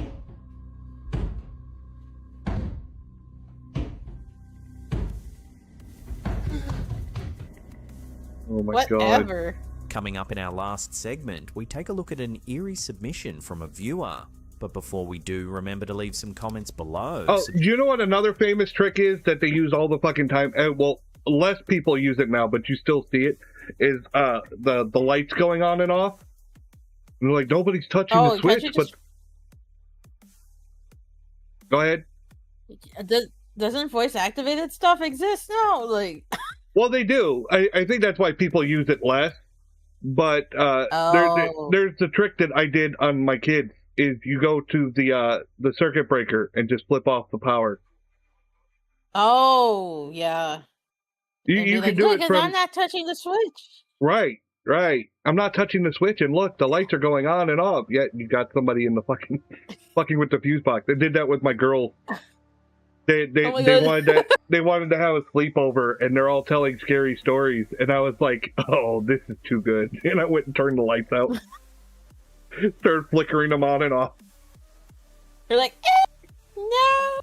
Everyone screamed except my oldest. My oldest immediately went, Dad, knock it off! Like I said, she knows. Oh my gosh. Subscribe if you're new and smash that like button. It all helps us reach new audiences. No. I don't wanna. This eerie image comes from Reddit user Alien the Cashew, who shared a chilling story about a mysterious face appearing on their workplace security camera late at night. What? I don't see what's going on. According to the post, the footage was captured around midnight. The camera, usually trained on a stage area inside a building over 150 years old, suddenly went dark and grainy. Moments later, a large, distinct human face appeared in the frame, lingering for nearly 15 seconds. How is that a human face? Slowly fading away to the left. Why does that look like the Punisher logo? That management dismissed it as pareidolia, the psychological tendency to see faces in patterns or shadows. You know what pareidolia is, right? It wasn't just a trick of the light.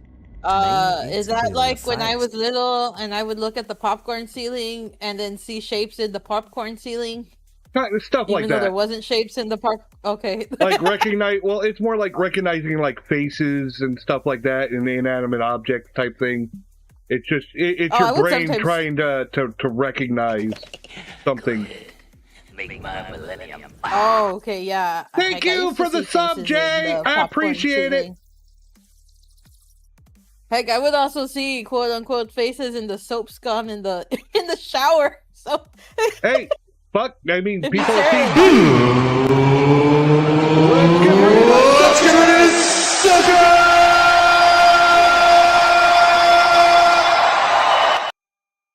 No, shit, how many people have seen Jesus in their toast? Right? Or the Virgin Mary in the tortilla. No offense to my people, but yep, that's called that's pareidolia. Nobody was in the building. We had closed for the night. It's just super spooky, the poster said. It's all in your head. The OP added more context later. Now, to be fair, yeah, some of the fakes, or some of these are not real, but they're not faked. It's just someone like misunderstanding what they're seeing. You know what I mean? Or freaking themselves out. Like I've seen people panic over Ring doorbell footage because they saw somebody like walking down the street and they slowly like vanished, and they're like, "Is this a ghost?" It's actually it's actually a bad codec on the camera because of the way those cameras are made. If they blend in too much with the surroundings or whatever, because those aren't that great, the codec will erase it. It saves memory on the camera. Oh, okay, yeah. So that's why it looks like somebody walking down the street will vanish. It's just a bad codec on the camera. And that one, like, I give people, like, leeway. I'm not going to make fun of someone just because they didn't know any better. You know what I mean? Yeah. Not everybody knows about how that shit works. It's the ones like that last guy with the fucking ghost face in front of his house. I was like, no, you're full of shit and you fucking know it. That's fake AF, yo. Saying that the manager snapped the photos directly from the live monitor and that a video recording may still exist. The camera is mounted like roughly Voldemort. 12 feet high in the corner of a stage, which makes it unlikely someone could have physically stood in front of it. The building itself, once an old factory, has long been rumoured to be haunted, something the OP says they've personally experienced, having felt strange sensations. Oh, hey, Boo, come here. I was telling strange sensations. I was telling Rosa about how fearless you are, about like the time you did Bloody Mary in the mirror and the time we've gone in like haunted houses and you're totally fearless. What do you think about the ghost tour we wanted to do? Boring. What do you mean kind of boring? The one we planned on the Google Maps, all the places we wanted to go? What did you think about the place that said you were too young to go in? Louder! I'm too young. What about the time? You remember when I put that speaker and hid it in the bathroom, and when you went to the bathroom, I was playing like the creepy girl sounds? Do you remember that? I remember. She's scary. She's like, We pranked a little sister. Oh my God. I had a Bluetooth speaker and I had it rigged to my phone and had like the girl la la la la, you know, the creepy. We hid it under the toilet, like behind. Oh yeah, and she went to the bathroom. Oh, we're just bad. Played it. Like, Right, Boo? did it scare the shit out of her or back into her? Like. All right, go. Let me finish my stream. Love you. I don't care about your Tamagotchi. Go. I'll bite your finger. Oh my God, I used to have one of those. When I You was a smell kid. like poop. Charlie bit my finger. Near that same camera before. Was it just camera interference? Or something watching from the shadows? She loves this hoodie she got for Christmas. Building. Her godparent bought her a Sailor Moon hoodie. Ooh. Hell yeah. Well, that's the end of the episode. She's like wearing it all the time now. Now, do you want spooky content in your feed? Is it just every like single generic day of the Sailor week? Moon Then logo, or has all the Sailor Senshi on it? It has Sailor Moon on it and Luna, and there's a big heart behind her. But it's a black hoodie with the design on it. And then she has another one that's purple with the cats on it. Just the cat. Luna and Artemis? Or Yeah. do they also have their little Luna, baby Artemis, and the kid, Diana. Yeah. The one that's gray because they're... I'm like, Yeah. you know what? That makes sense. It makes sense for her to be gray. So yeah, she used to love Sailor Moon. She's kind of grown out of it, but she still likes the merchandise. Consider subscribing to our new channel, Slapcam Shorts. There's a link in the description. I like Sailor Moon too. Wait. What? Now you got me curious. I said I don't know if I should say that because it's like I don't want to dox myself. Oh, how would you dox yourself with Sailor Moon merch? It's not merch. Oh, never mind then. It's How you doing? I'm it's Cal. how do I say? A dildo? It's a thing. No. I've seen them. I've seen a Moon Wand vibrator. Maybe I could say it without giving. Okay, I have a Sailor Moon themed tattoo. Oh, okay. No, it's a tattoo. Yeah, yeah. But I'm not gonna super describe it on screen because I don't want to like ink. Yeah, yeah, it's a tattoo. No, it's not a piercing. It's yeah, you don't have to show the tattoo. A lot of people have Sailor Moon tattoos. I don't think that would dox you. That in and of itself, like a picture of it, maybe. True. But okay, yeah. I was like, wait, should I say this? No, but anyways, yeah, I still like Sailor Moon. I got a Sailor Moon tattoo. I've got. I gotta get it touched up. I've got a clover on my arm for my Irish. Ooh. You only has one, or you can't too much detail because. Well, I'm not too worried about it. It's like a 3-leaf clover with like a tribal design behind it, and then a green glow. So the clover itself, like, is designed to look like it's made of stone. It's got like cracks in it. Ooh. And then the tribal design is made to look shiny like metal. And then the green glow is behind the clover. And the clover itself is not actually green. I wanted to get a shamrock because... Is it Oh, because the Irish? Yeah. My dad has a 4-leaf clover tattooed on his middle knuckle. So he's like, hey, do you want to see my 4-leaf clover? And people will say, yeah. He gives them the middle finger.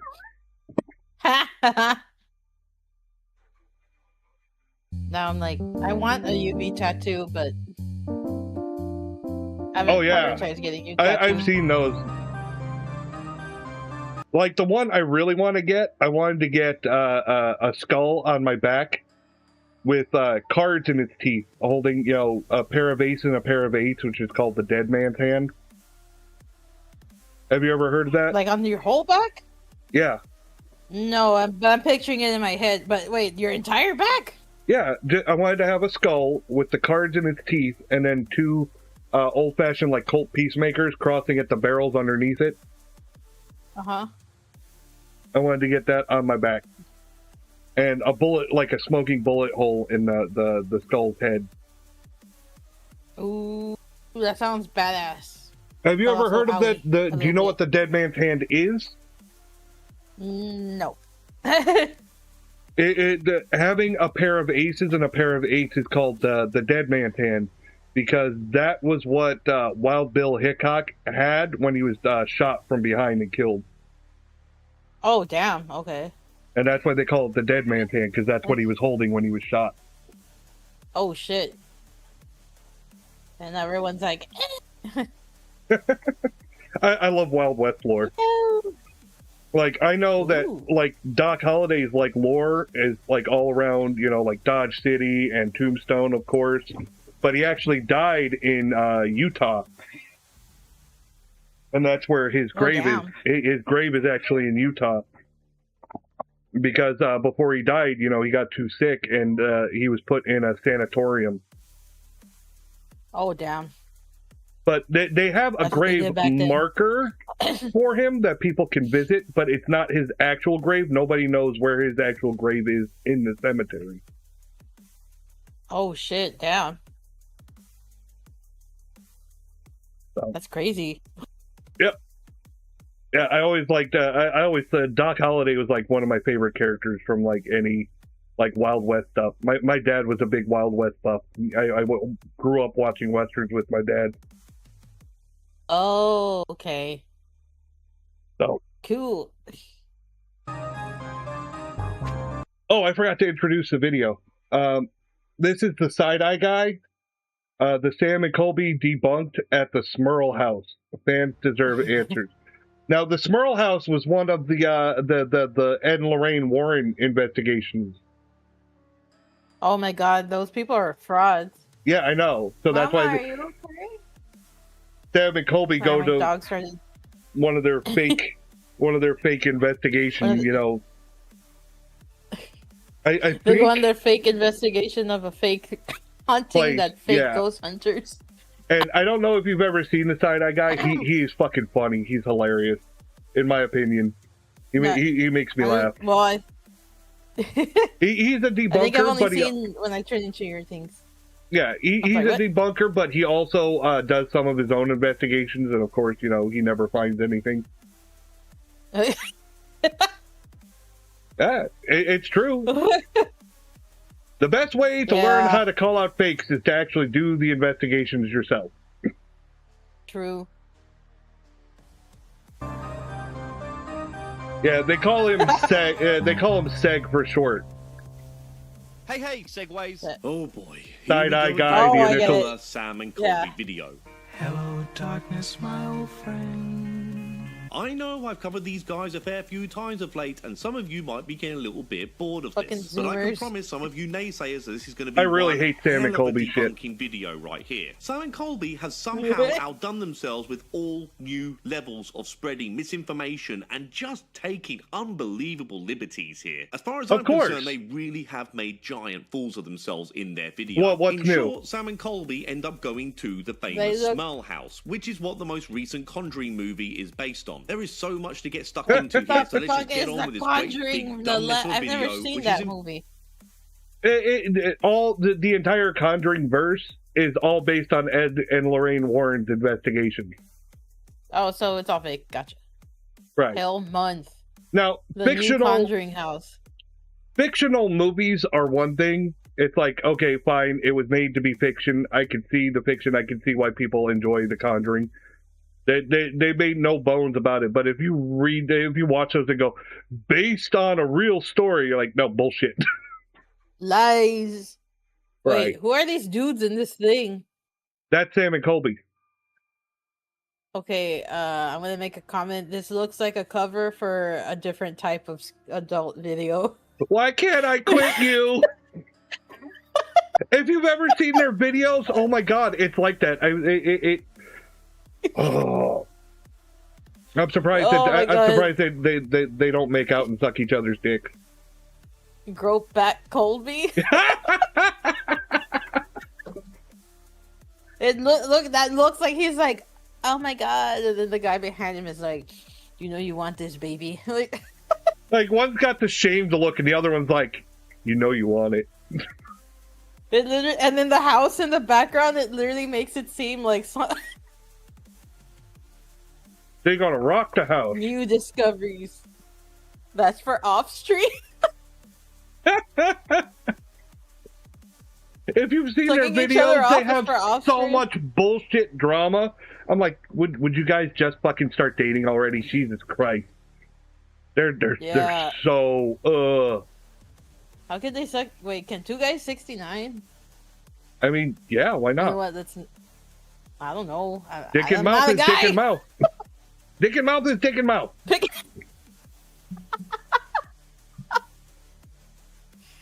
I mean, yeah. Tab A goes into slot B.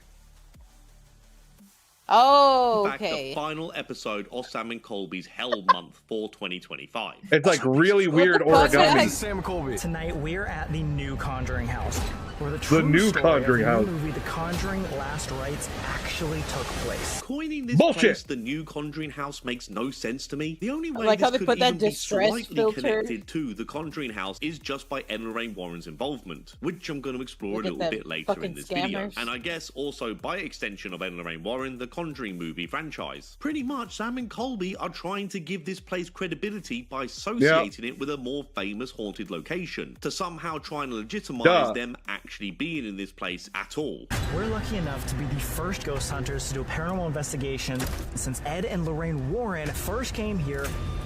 What? Did you ever hear about Maybe because people were living there? I'm sorry, what? Did you ever hear about the haunting in Connecticut house?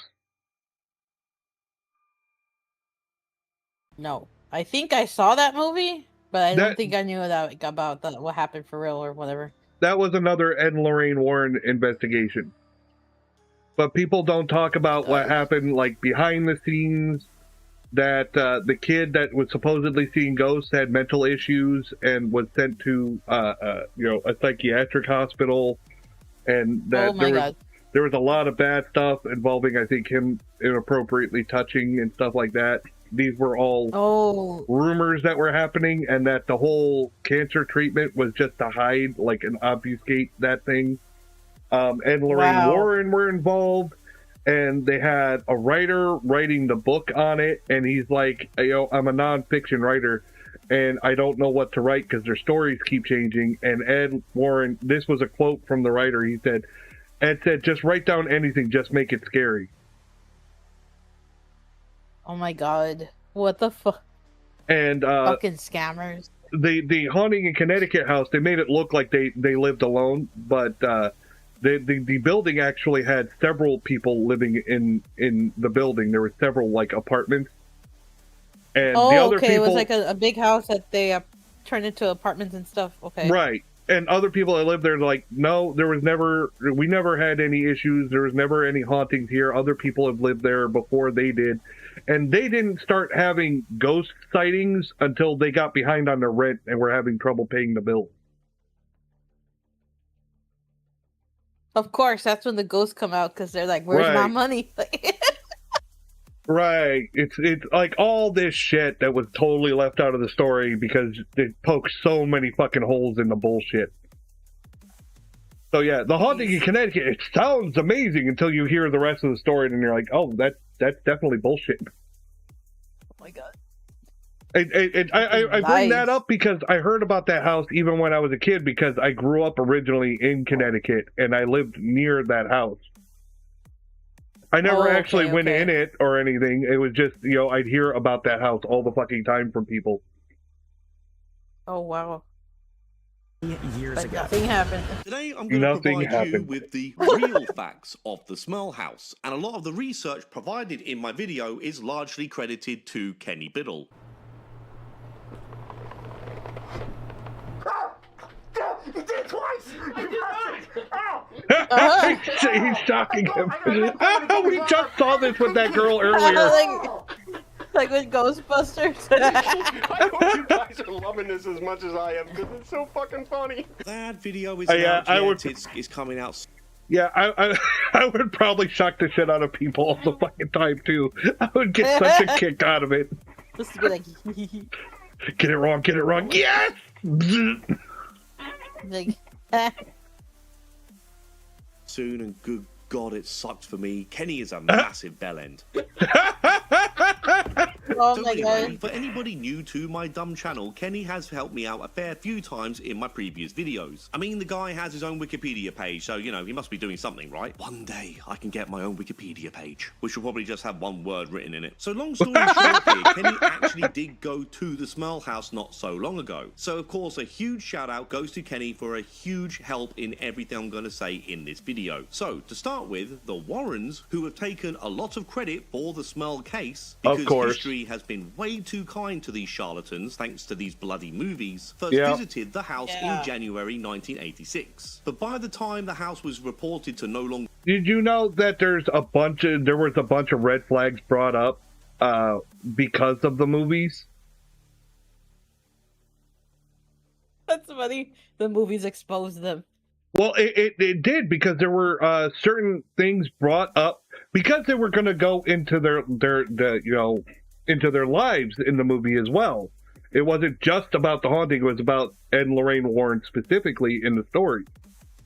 Okay. So they in their contracts, they weren't one of the producers. I think it was the producer, somebody working for the studio, like, saw the contract, and they were really weirded out by some of the red flags in the contract, like no bringing up of extramarital affairs, no bringing up of this person or that. There was all kinds of red flags. So people went digging, and they found out that there was a lot of shady shit going on there. Reportedly, of course, they're both passed away, so there's no way for them to defend themselves. But damn, supposedly there were reports of him being violent and physically assaulting Lorraine Warren, that there was an affair with a young girl that was living with them, all kinds of shit. Yes. Wow. So these things were told not to be brought up in the movies, and it was actually in the contract for the movie. Damn.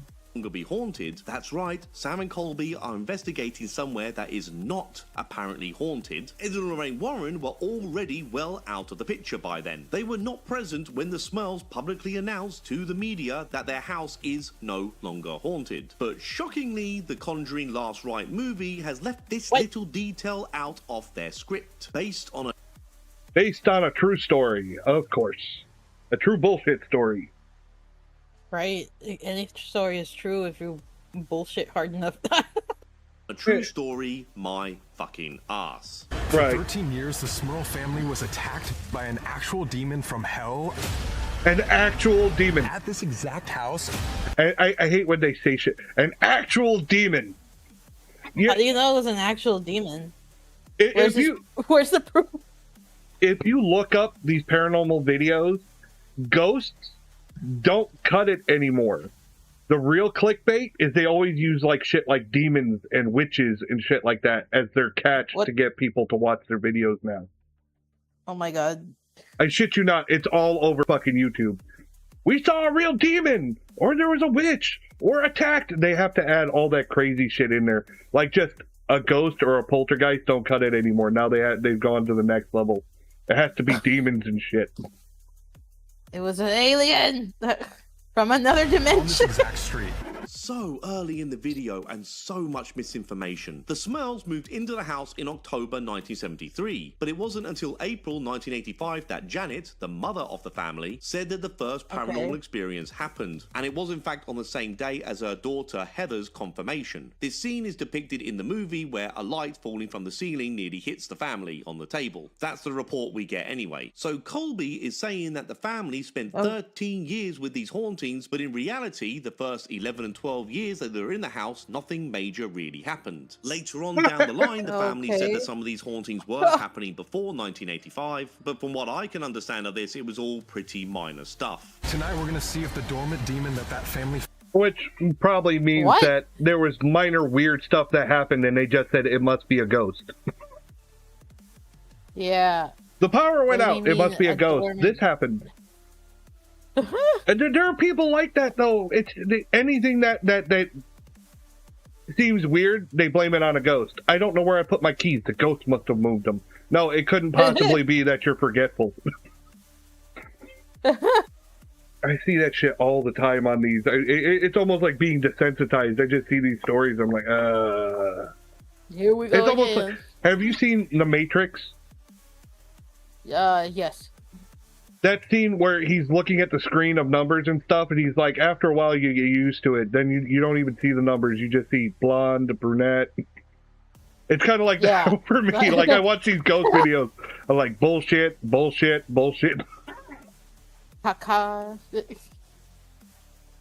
Faced is still here. This is paranormal history. Yeah, I suppose that makes sense. It's not actual history, it's paranormal history. And like most things that are associated with the paranormal, it's bullshit. Before we get into this video, we wanted to give a quick warning because what we discovered at the new Conjuring house might actually change paranormal history. You're talking absolute shit again. In the last couple investigations, especially the one with the Ouija board, what the spirits told us made us question if we could even post this video. But surprise, surprise, they did still post this video. Yay! Didn't they? Because money and fame is more important than, well, pretty much anything else to Sam and Colby. They can pretend it isn't all they like, but every single time they will side with the money and fame. Whether it be Sam creating content out of his deceased grandparents, or Colby using his cancer for content, or their friendship and channel being in jeopardy, or Colby making some big old drama drama out of his face. It's always drama. None of these things are all that important to Sam and Colby because they do just use it for content and make money out of it. No joke, guys. This could cause a big commotion in the paranormal world,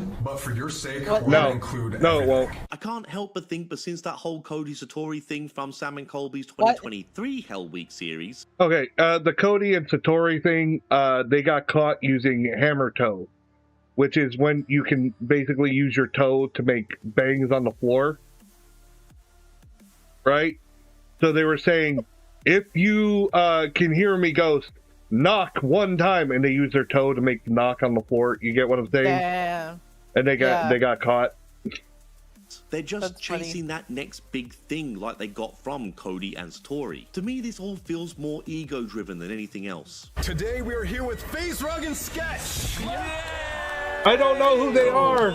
What earth are we doing, bro? So FaZe Rug has known Sam and Colby for ages. He is a YouTuber that does dabble in paranormal content from time to time, and he has been very heavily criticized for being an out-and-out fake ghost hunter. Well, no shit. Most of them have. He's even been made out of a meme over and over and over again about how fake he is. So to me, it seems like a really weird decision.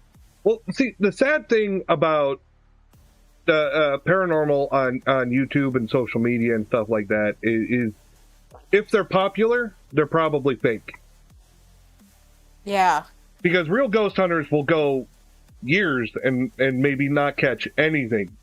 They'll have giant live streams and show that they're on the up and up and won't catch anything.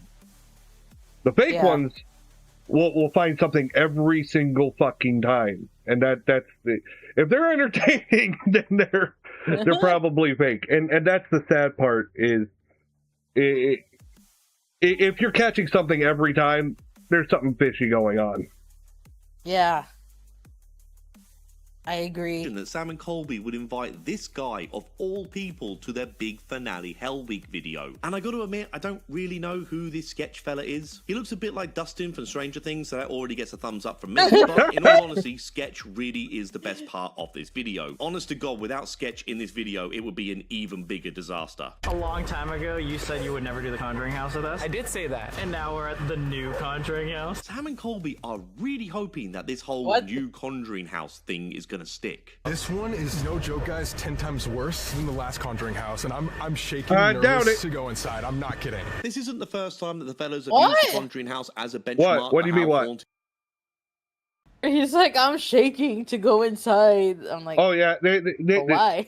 Sam and Colby are all fucking drama. It's always about the drama. It's embarrassing. I tried watching their videos on stream, and on top of them copywriting anything you fucking use. Even if it's like a split second and totally fair use, they'll try to copyright it anyways. It's just fucking annoying.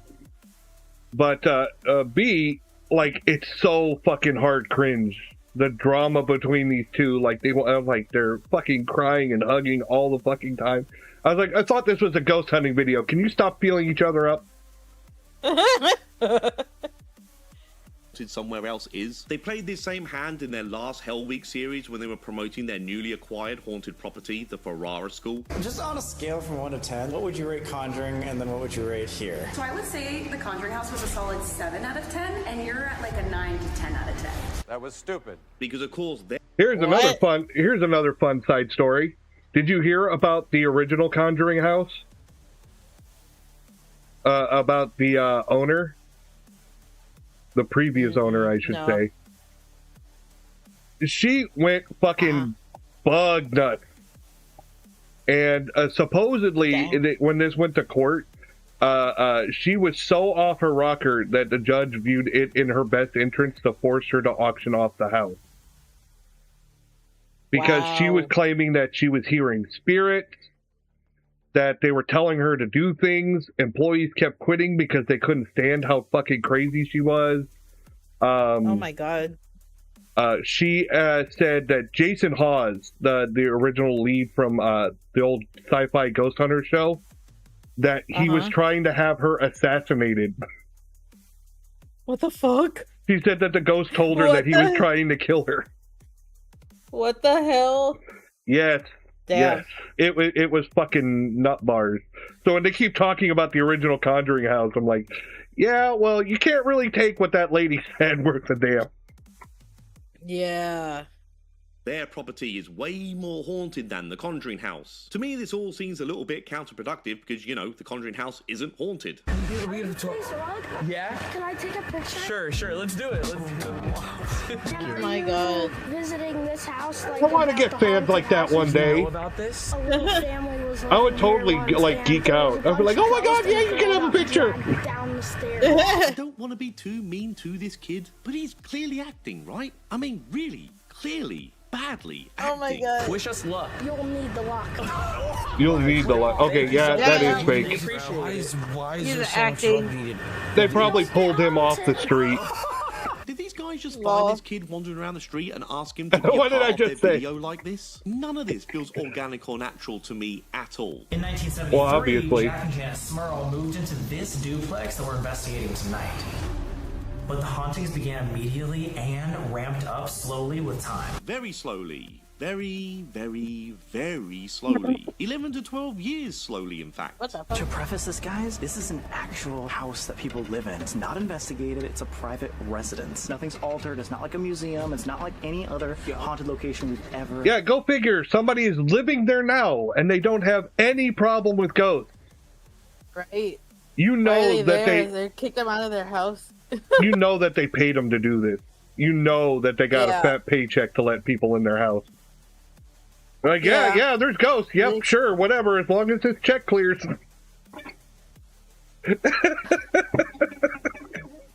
This shit's like, embarrassing. oh, This is so embarrassing. Yeah. So Kenny Biddle, being the researcher that he is, drove to this very same house. So thanks to Kenny Biddle's research, I'm able to relay to you the following information. Back in July of 1987, the Smurls put the property up for sale and it was eventually sold in December 1987 to an investor, Dick Biddle, who has rented the place out and both properties have become rentals ever since. This building that we're looking at now, in fact, hosts two properties. Houses 330 and 328 on Chase Street. You may remember, for those who watched the Conjuring Last Rite movie, that the family also lived with Jack's parents. I never watched this one. The grandparents lived next door, but it was under the same roof of this duplex. So the vast majority of the paranormal activity happened where Jack and Janet were living with their kids in House 330. But Sam and Colby today are actually going into House 328, where the grandparents lived. They're not even in the right place. Wow. Wow. That's so fucked up. They're not even in the right place. Oh my god. I'm like, it's okay. The ghost doesn't know it's living in the wrong house right now. Oh my god.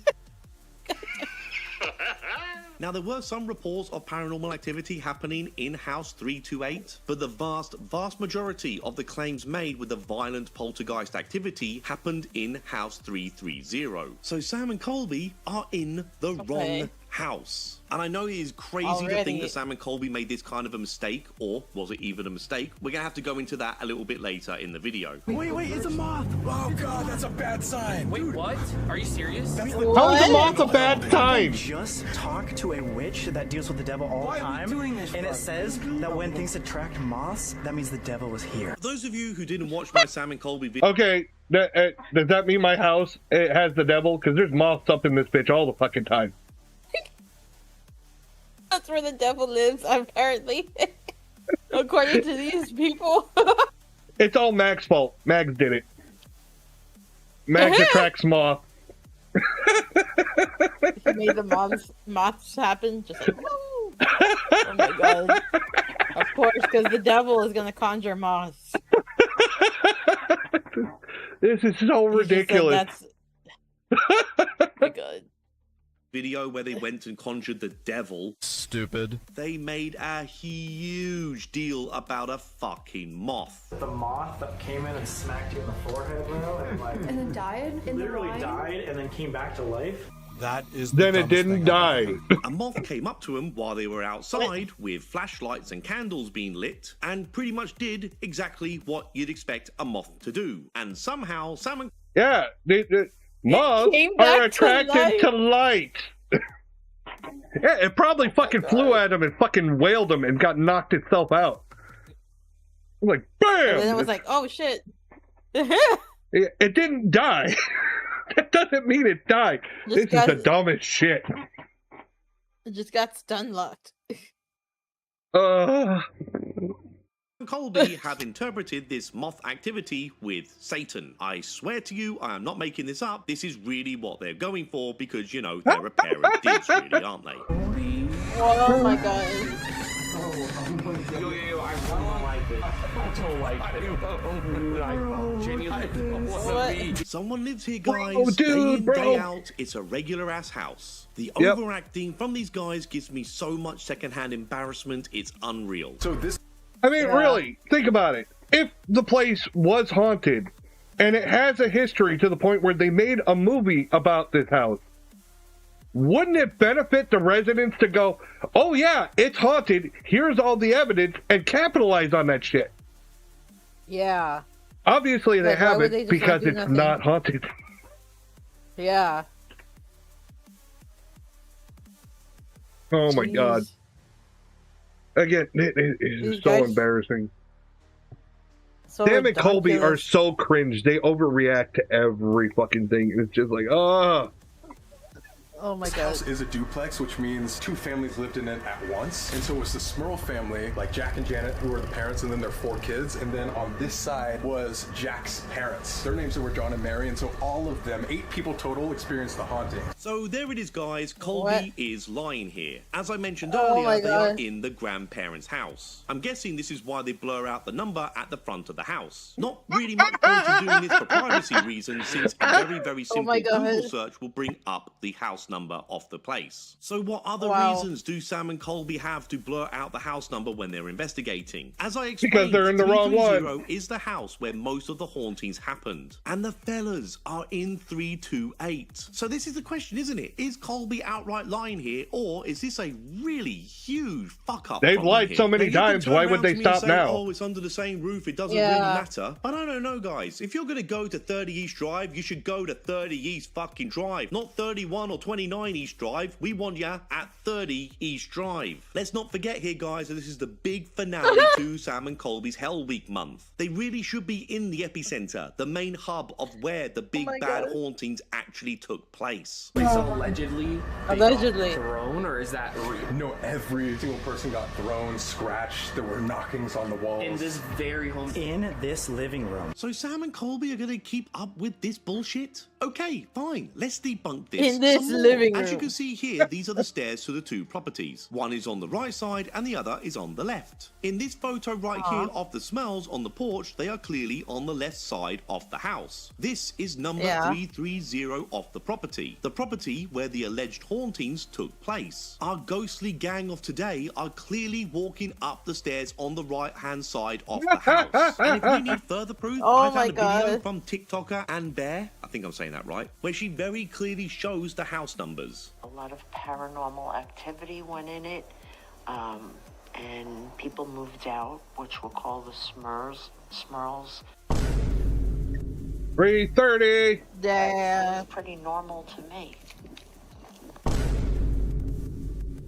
Either Sam and Colby are investigating the wrong house unwittingly, or they are outright lying to their audience. I believe they're As far lying. as I'm concerned, this whole video is boring and pointless now. But Here, can you occupy the chat for a moment? I gotta holler for my kid again.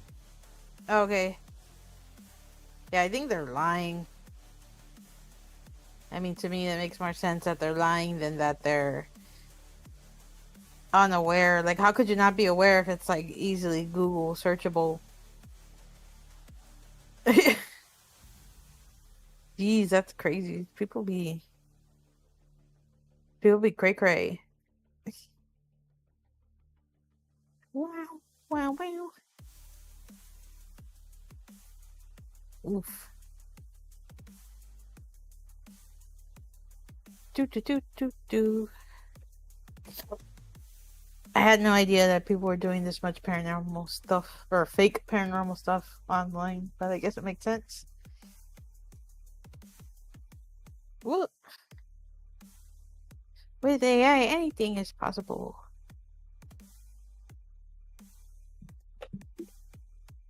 Ugh. Do.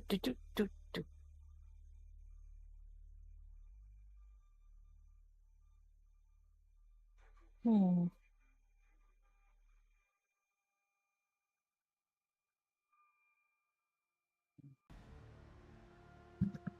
heck. Sorry. I bumped my mic. Wah.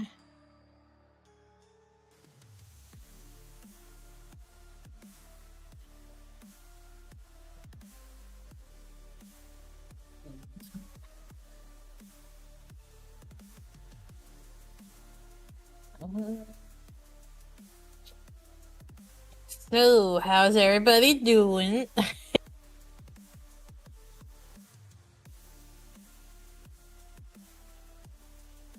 I'm doing pretty good.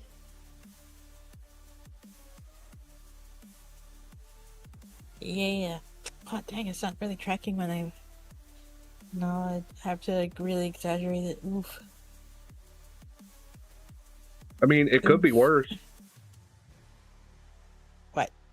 What?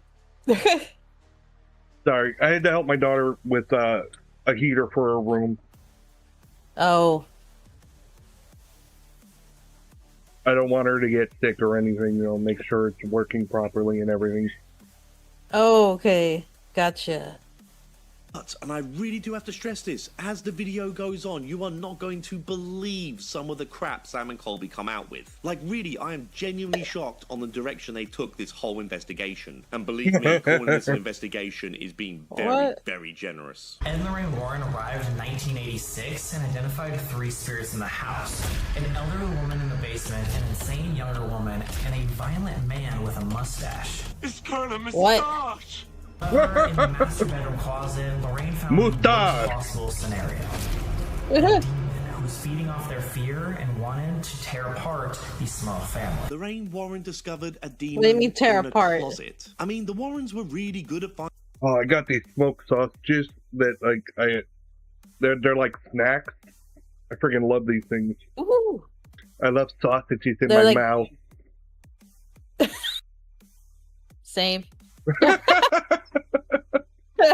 Finding demons, they pretty much found one in every single one of their fucking investigations. But finding a demon in a closet is a special kind of ridiculous. But let's think about this for a second. For anyone saying, oh, it doesn't matter if they're in the wrong house. Maybe the demon just has to come out of the closet. Right? He'll just come out. Oh my gosh. The demon comes out. I'm gay. Thanks for asking. Like, yes. Work. Or not. All said and done, it's under the same roof. If Lorraine Warren said there was a demon in a closet, surely she meant the closet in house 330, not the closet in house 328. So as Sam and Colby go around that's this some of these closet and try and clothes. talk to the demon in there, it's the wrong fucking closet. As if it's not ridiculous enough talking to a demon in a closet, they're talking to the wrong fucking closet. I mean, really, it's so unbelievably ridiculous. All you can do is just laugh, really. Unlike the original Conjuring house, where Carolyn Perrin was thrown into the living room, the Smurl house hauntings were much, much worse. The video I'm making here today isn't really a debunk on the Warrens or the claims made by the Smurls. It is just on Sam and Colby's antics while investigating in the wrong bloody house. And like I mentioned earlier, you're not going to believe some of the crap they come out with a bit later in this video. But anyway, I can only imagine. In short, no, I do not buy into any of the Smurl story. If I was to be kind, that maybe at the very beginning of this whole saga, this very, very religious household may well have been very influenced and easy to believe into supernatural forces being the cause of some of the events happening in the house. But as this whole thing dragged on and on and on, the hauntings didn't seem to stop because there were some lucrative book and movie deals coming along. Call me a cynic all you want, but that's my opinion. Yeah. Wait, okay, I remember researching there used to be a ceiling fan in here that fell on one of the girls and almost killed her. Yes, it was. Of the house next door to you. Seriously, either Sam and Colby are outright lying here or they are woefully ignorant and negligent on what they're spewing. And in all seriousness, they really do need to...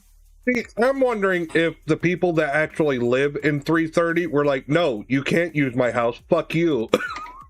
Get out. So they did the best they could. They're like, okay, we'll use the neighbor house. They're like, hey, do you guys want money to let us record your house and put it in a weird light? Yeah, sure. That's the vibe I'm getting, is that the people that actually lived in the right place were like, fuck you. Okay, get the fuck off. I'm tired of hearing you people bothering me. To offer a correction on this video, maybe even an apology to their audience, because this is a massive, massive fuck up right here. Yeah. There's been another fuck up. All said and done, if this is a genuine mistake, they need to set the record straight and explain how they made this mistake. Otherwise, the question is always going to be over their heads on if they are in fact lying here. If they know full well they're in the wrong house and just don't really give a shit. Let me ask you, is our goal here to contact the bad spirit? We're just trying to figure out if that bad spirit is still here or not. Okay, so is... Okay, the biggest problem with fakers is if they did make a mistake and they try to come out and say, we made an honest mistake, right? The problem is if they actually get paranormal evidence, which I assume that they would fake, right? Yeah. So if you fake evidence, but you're in the wrong house, how did you get that evidence? Oh, yeah, I get it. So how did you catch a ghost if you weren't even in the right place where the ghost is? See, the ghost was confused. It followed us over here. It was... Oh my god. They did that. It was another one I watched. These girls broke and entered into a school that was supposedly haunted. I think it was a school. God. But I know they weren't supposed to be there. And they were planning on doing a live stream from there. But again, they weren't supposed to be there. And they got chased off by security. So they asked the ghost to follow them, and they just went to a random motel and claimed that they were talking with the ghost from the other location. What the fuck? Of course. Like, of course, their entire live stream was ruined because of security, so they just went and made it up. Wow. Oh my god, that's ridiculous.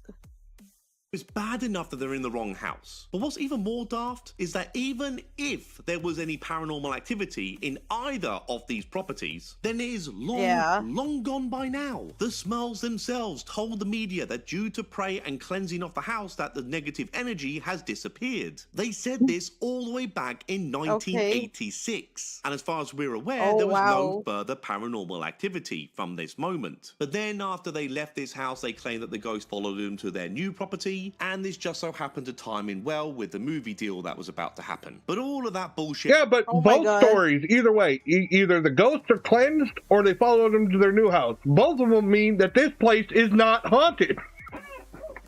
Yeah, not anymore at least. It's just so ridiculous. Jeez. Oh my god. I fucking can't stand Sam and Colby. Aside, nobody has ever claimed that this house to be haunted since 1986. Over 39 years ago. This is insane. This is clearly just an ordinary house. Nothing more and nothing less. But let's just wait and see what kind of paranormal activity Sam and Colby pull right out of their asses later in this dumb video. One point, both of the parents here were actually fucked by a demon. What do you mean by that? There's these entities called incubus.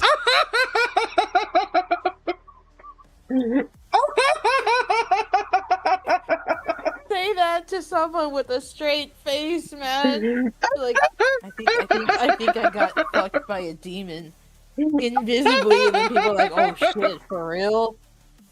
Oh my god!" Like,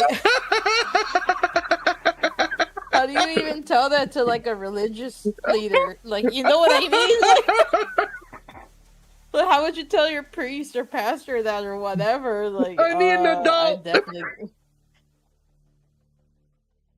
Oh my god! I almost choked my on pussy my. is haunted. Like,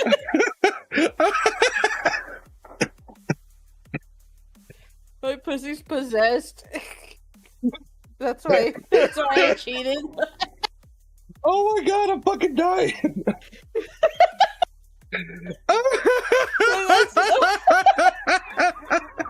That's ridiculous. We got fucked by a demon.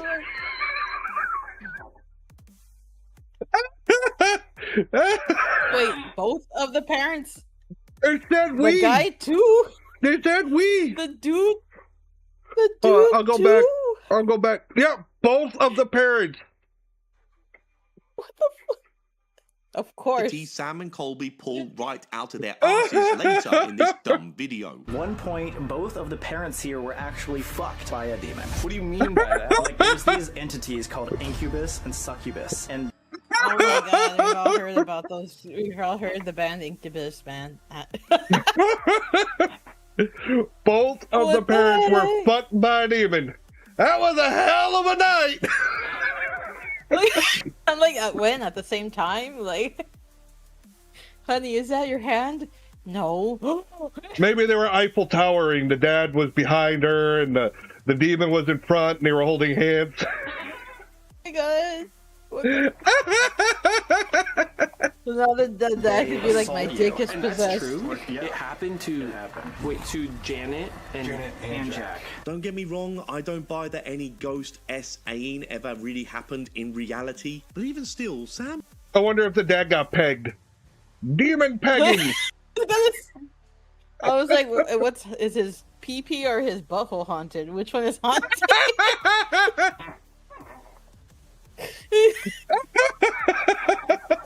Jesus.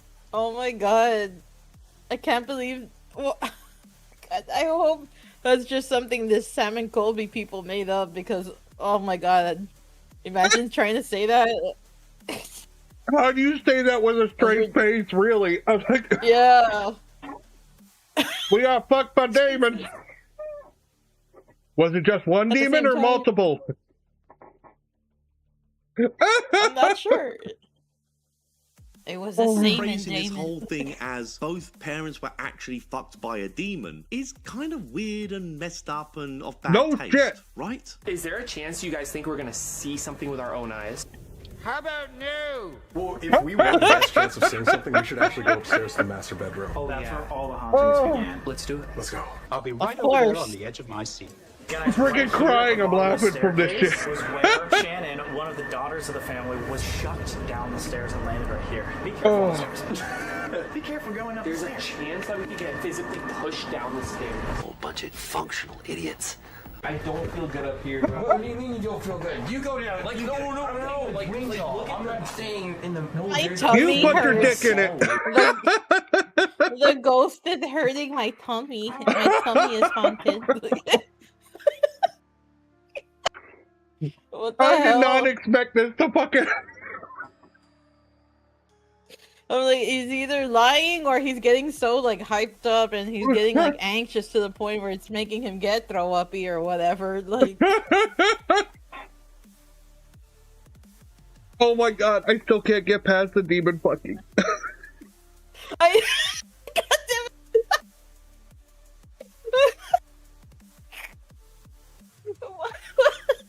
Like my brain is just. Say that? My brain just keeps coming up with different ways that it happened. Like the demon came in one night and was like, I'm horny. Like, have you seen the movie Scary Movie 2? Yeah. The scene where where the ghost goes and has sex with the chick or whatever, that he literally comes in like, I guess I'm horny. Like, No, keep the bag on. Keep the bag on.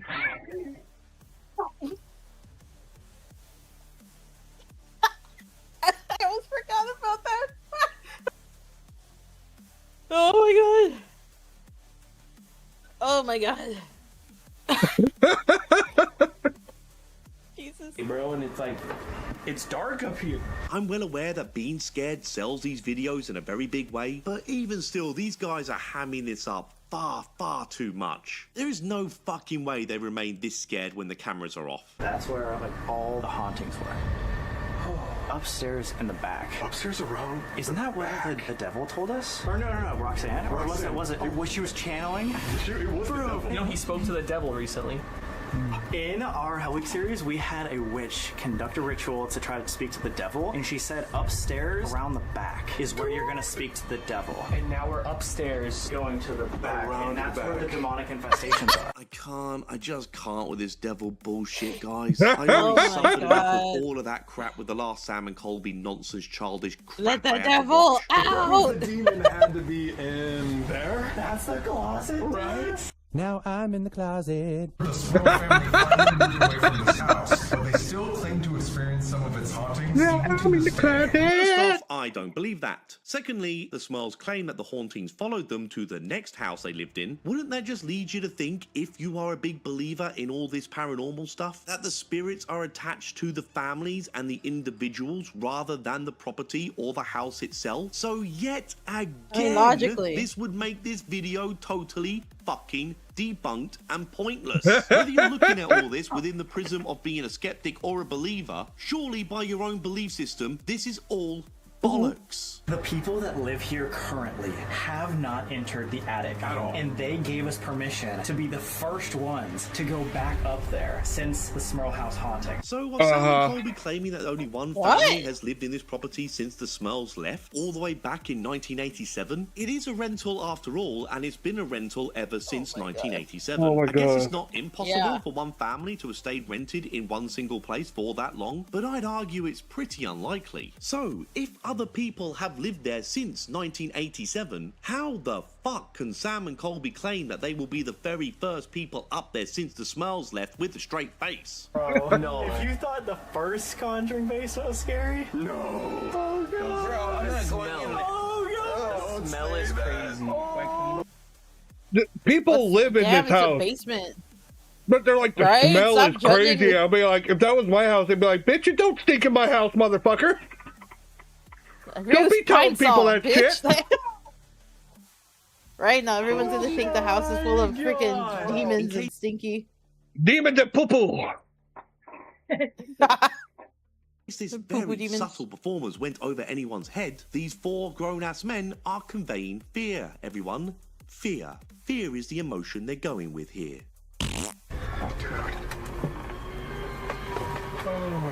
Oh my gosh. It doesn't even look scary. Calm down, Tinkerbell. I think these tenants have done the basement up quite nicely, to be honest. Yeah. This is Jack. Jack's dude, why are you judging their house? In the basement where psychics say that an earthbound spirit named Abigail. Man, that paycheck better have been good. Earthbound meaning human. Yes. What's crazy is in the original Conjuring house, which we've spent many nights in, also has an earthbound spirit named Abigail. Still desperately trying to connect the Conjuring house to the Smurl house, I see. And still makes no sense to me. But come up with better stories, you know. It's because they've got nothing here. The spirits just go back and forth? Yeah, it was just as haunted. Originally, they were just haunting the Smurl family, but it got so bad that it started seeping into all the neighbors. So not even just the duplex, but everyone around. First time Wait a minute. Wait. Hold on. Yes. Infected haunting. Look at that family picture. Not a single person is smiling. Damn. Yeah. They look like someone in the family died. Like, oh my god. They look angry or sad. I was alive in the 80s. I never took pictures like this. Yeah, this is like hella serious. What the heck? What the fuck? But it got so bad that it started seeping into all the neighbors. So not even just the duplex, but everyone around. First time I've ever heard that report. Would love to know Sam's source for this claim. My guess, he pulled it straight out of his ass. I'm also leaning more and more towards Sam and Colby knowing full well that they're in the wrong fucking address. Because it seems to me they're trying to justify them being in the wrong house without telling anyone they're in the wrong bloody house. So next time you Sam and Colby fans come at me in one of these Sam and Colby videos, just remember that they are lying to you. All I'm doing is telling the truth. Yeah, that's the thing. There's like Sam and Colby Uber fans, just like a lot of other friggin' paranormal YouTubers that are full of shit. And God forbid you call them out, you're gonna get the hate of their fucking Uber fans. I called out Zach Baggins once and got all kinds of fucking hate. I'm like, why are you getting? They're the ones lying to you. What are you pissed at me for? Yeah, like I'm not lying. What the fuck, this guy? They would never lie. Yep. Mm-hmm. I got a bridge to tell you. Of course not, 'cause yeah. Also a man named Patrick here. And the theory is that whoever the demon is here is controlling Patrick, which is crazy. Wait, that's a possibility? Yeah. For like a demon to control a spirit? No! Is there a spirit named Patrick here? What? Speak, Patrick! This is Patrick! Patrick, we're just here to hear your story, not disrespect. I'm pretty sure that was a line from Zombie by the Cranberries. Listening to radio stations that play music can kind of get in the way of talking to ghosts, I suppose. Yeah. Alright guys, it is now time to split up. Woo-hoo! Yeah! I am in control of my life.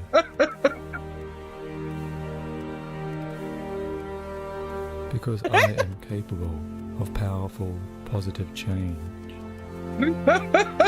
We are going to be doing the DR60 upstairs. We are going to be doing god. Did you see that? Oh shit. What did he pull out? Yeah.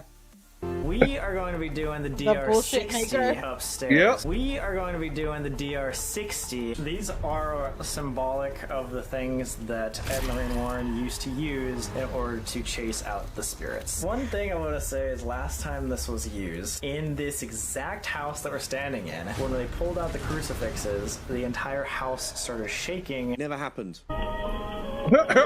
Never happened. Why does he have a tiny wooden cross? I'm watching a bunch of morons. Why are you holding your ball? Me a moron by extension for watching this moron. Why is he cupping his ball? Did you see that? Listen to this song that these guys are listening to. So what? Honestly, I don't really understand where they're going with this at all. This whole video is starting to feel like the kind of dream you have while you're shitting the bed. Do.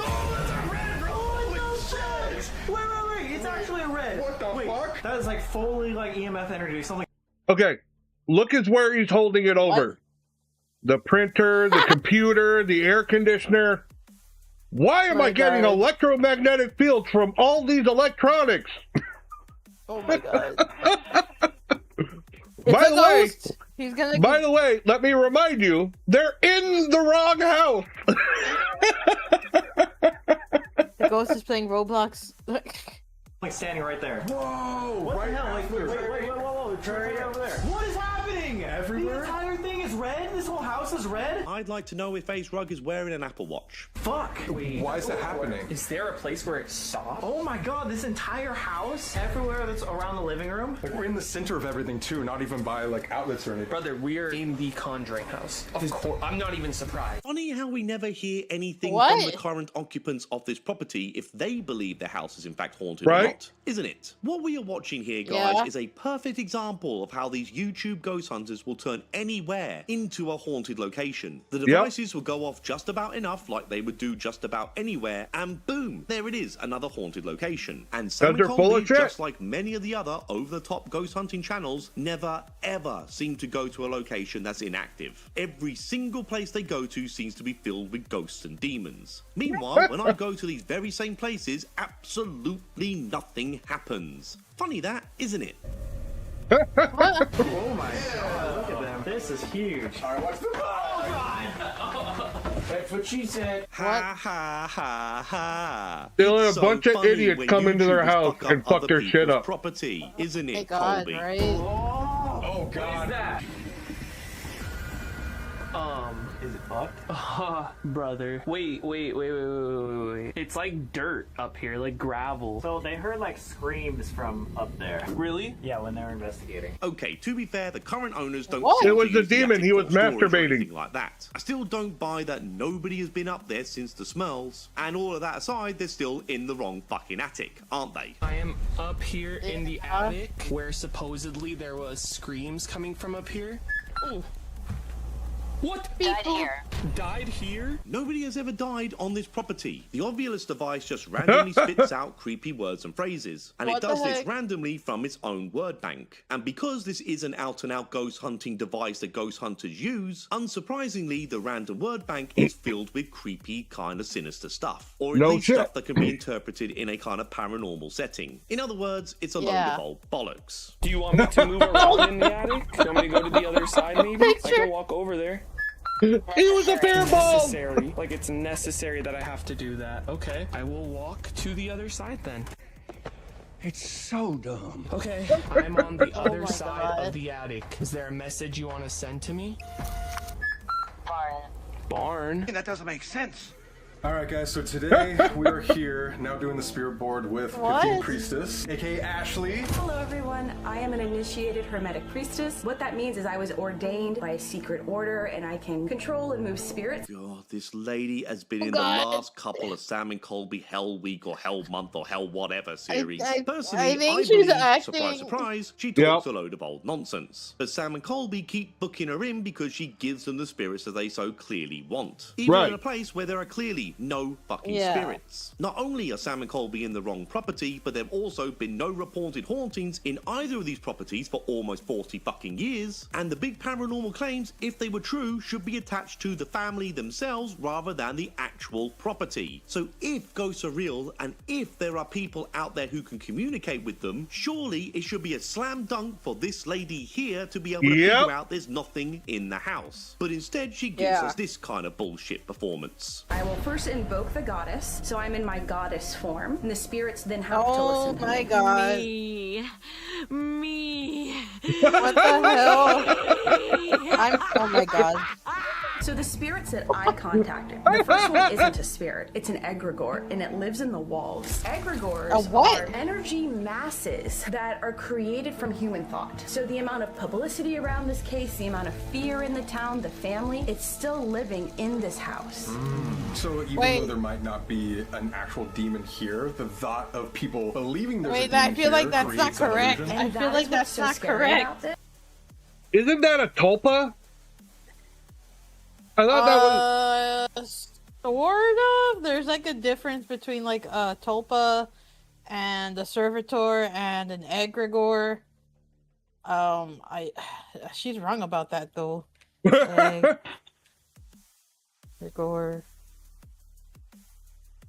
Because I think egregores. Maybe it's a scrambled egregore.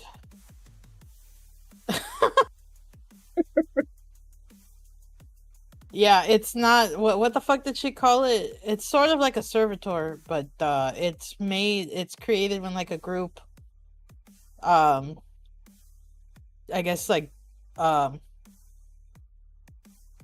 creates it. But it's consciously created. Oh, it's not just like whatever bullshit. Yeah, and it has a specific purpose, like protection or whatever. I don't know what the fuck this bitch is on about. Like, yeah, tulpas are thought forms. Egregores are like a group of people creating like a big spirit. We were talking about you earlier, Max. You missed a really good part. Yeah. There was a fuck demon. Oh my god, that shit was funny. That's why like people like this chick pissed me off, because there's a lot of freaking charlatans like that, and they make paganism look fucking bad. It makes people either look like they're full of bullshit or like they're fucking crazy. Right. That's why I get mad at the liars and the fakers, because they give everyone else a bad name. That was why like Harry Houdini was so big on calling out fakers and shit. Because, you know, he genuinely wanted to contact his dead mother, And, you know, they tried to play him, and he fucking caught him, and it made him really go on a spree to call out all the fakes. Yeah. I was here just away from the computer. Oh, so you heard about the fuck demons. The fuck demons. The fuck everybody. Demons. Just the mom and dad. Just the mom and dad. It's because it will shift into whatever you want it to be. I can't, guys. I just can't with all this That's stupidity. not correct. I know I call people stupid a lot on my dumb channel, but fuck me, That's this wrong. really is just so fucking stupid. These people don't realize that they are calling themselves out for making this shit up. They are explaining very real psychological conditions because your belief is so... I mean, I've seen someone I would consider haunted. There is definitely something scary. They're like, no, I can't go in there. It's got to be haunted. There's a strange smell. So strong it will manifest in your own mind. It's not in the walls of the property, it's in your mind, it's in your head. Colby even calls it an illusion, and he's right. It's all an illusion. When I light this candle and I summon the spirit, it goes here, not into the planchette. So we're summoning a spirit here. Correct. Who can control the board there and communicate with us? Oh my god! That doesn't make sense. I don't think a lot of people have seen this because it's occult. It's hidden. So you have to... No, it's not! Can you Oh my imagine god! how many stupid people would do this? Like you stupid dumb bitch. Why, first of all, why did they get sticks from the outside like all caca? Like... Did you hear his reaction too? She was like, could you imagine how many stupid people would do this? And he's just like, I give up. I can't. He's like, I'm sorry. Oh my god. This is fucking ridiculous. So perfect, I actually become overwhelmed and can't think of anything to say. Calling to the spirit, the entity that is known as Patrick. Patrick, you are the dumbest idiot. Can you please give us a sign, yes or no, if you are here with us? No! You can do it, Patrick. I remember the last Sam and Colby Hell Week when they were promoting their newly acquired property, and they ended up doing the whole Ouija board thing there as well, and it was so clearly fake. But why I could be does kind and say the her, fellas are subject to the idiot meteor little- effect, but I think we know what's really going on here, don't we? It's all smoke and mirrors from these guys, non-stop smoke and mirrors and bollocks. They are quite clearly pushing the planchette to go to where they want it to go, because the planchette will move in the exact direction they want it to every single time. Funny, when I do a Ouija board, absolutely nothing happens. Ever. Right, what the fuck am I doing? I'm done. Done. fucking Ouija boards, it's fucking stupid. Did you hear him? You fucking stupid. I fucking love. Jesus. Yeah, to sit in a fucking dark room, putting my fingers on some fucking wooden shit, hoping the demon's gonna spell something. Fuck, dumb.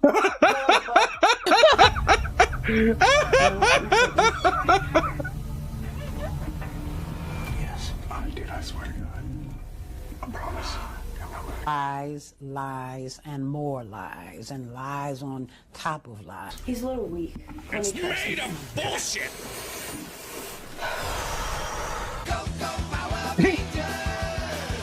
Damn it! Oh my god, that is... I was taking a fucking drink and almost came out my nose. God damn it. Caught me off guard. Oh my god. That's not how you fucking... That's not how you do any of that. She's making everybody who's a real practitioner look stupid. Yeah, I bet there's plenty of people watching this going, oh my god. Oh my god, I was taking a drink! I was like, I'm fine, I can take a sip of a drink. Go, power. God damn it, it almost came out my nose. Jeez. Oh my god. This house with the Smurl family.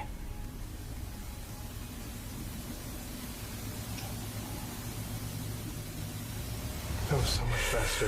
Whoa. It's so much faster. He just needed a little push. I know I've said this before, but if you're into this content, oh good, my crack God. on. If you find this edgy or entertaining or anything like that, then don't let me or anyone else take that away from you. You watch what you watch, you like what you like. But just please be aware that this is all theatre. None of... Yes, I agree with that sentiment. If you like this for entertainment purposes and you want to watch what you want to watch, I am not going to stop you. Go do what you want to do. But do not expect me to entertain the fact that this is real fucking paranormal. This is so... Oh my God. I am offended now. Like, this is real. The misrepresentation is offensive to me. Like, well, yeah, the misrepresentation in a lot of things is why a lot of things have the reputation that they do.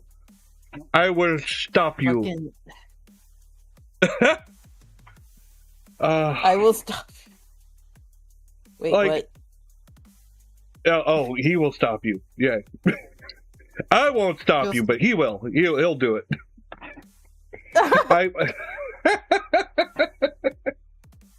No, I just... I mean, think about, for instance, like voodoo.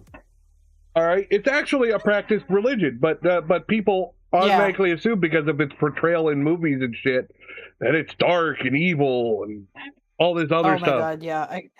Yeah. I could go on a whole rant about that. Not specifically about voodoo, but how witchcraft and paganism has been used in a very terrible light in movies, and it's not even accurate to like the beliefs. Of course. Oh, fucking.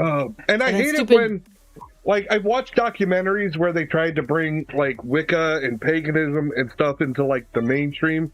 Like they act like they're trying to do something good, but they find like the most ridiculous person ever to be the focus of the documentary. So it just turns it into a fucking joke. Yeah.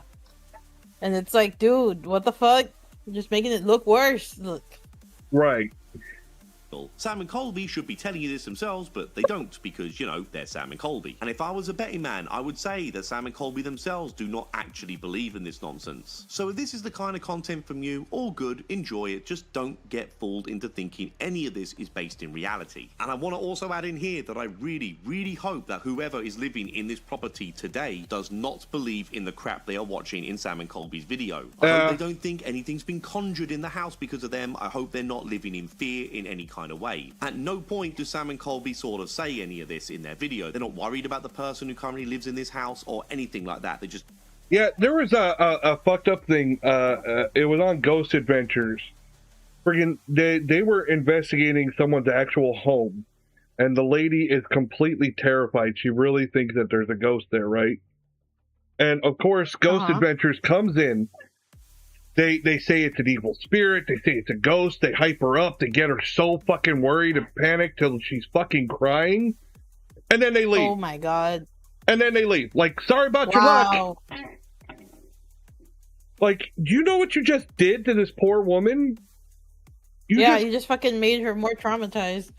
You traumatized the fuck out of her and then just go, oh, you're on your own now. Bye. Bye. Bye, bitch. Like... You guys should watch some of the videos about Scott Cunningham or Raymond Buckland. They were the only real credible pagans who tried to debunk a lot of bullshit. Yeah. Actually, I have quite a few of Scott. I have quite a few of Scott Cunningham's books, and I have Raymond Buckland's Big Blue book. I should have a couple of Raymond Buckland's book. But yeah, it's not whatever the fuck these people are doing. Familiar. That's not what paganism is about. Fucking, they're making everybody look bad here. Jeez. Ghost hunters. I remember a friend brought a book to school that was supposed to be like folk magic, and I was flipping through it out of curiosity, and one of them just made me spit out my drink. It said it's been a regular practice that women would mix some of their menstrual blood in with a person's food to try to attract them as a love partner. I was like, ah! Yeah. I could not stop thinking about it. Like every time I ate, I was like worried. I'm like, Oh yeah. Yeah. I really hope that's not in here.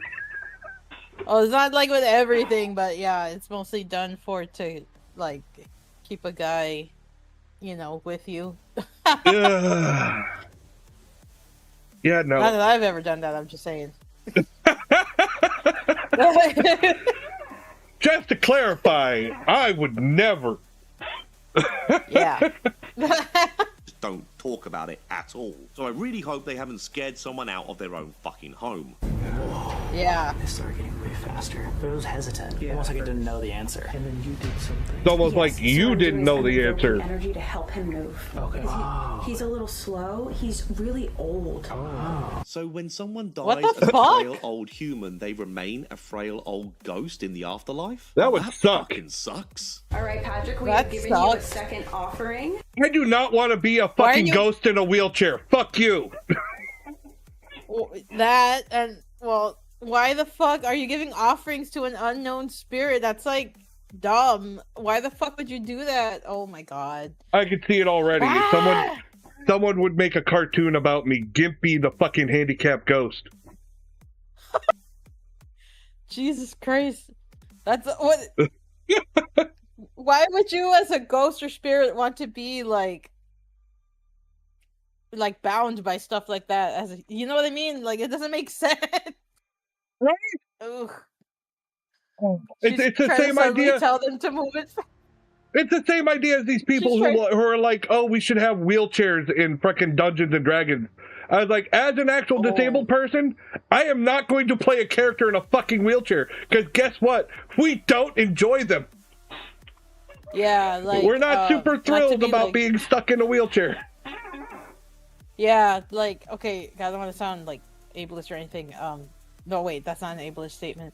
Okay, so my mom has like a physical disability, and she sometimes needs to use a wheelchair, like for like long distance type stuff, like if we go to like the zoo or whatever. Mm-hmm. And she fucking hates having to use that thing. Like, right? Why would I want to do it in a fucking role playing game? And at what point, like if I'm at a table and somebody else decided to play a character in a wheelchair, I'd be a little offended. I probably would. I'd be like, "Fuck you."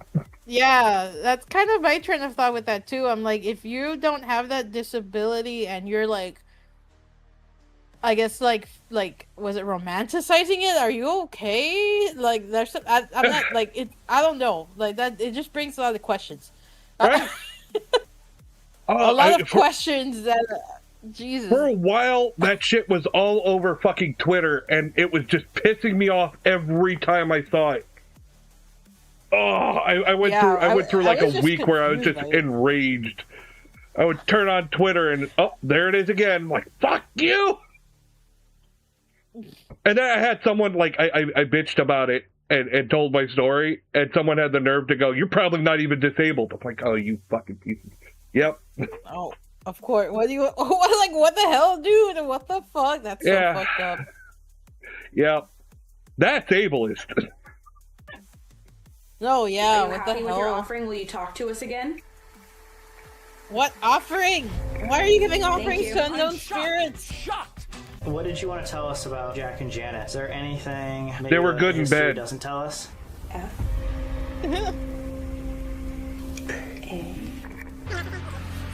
A. K. Fake? Are you saying they're fake? Say you're fake.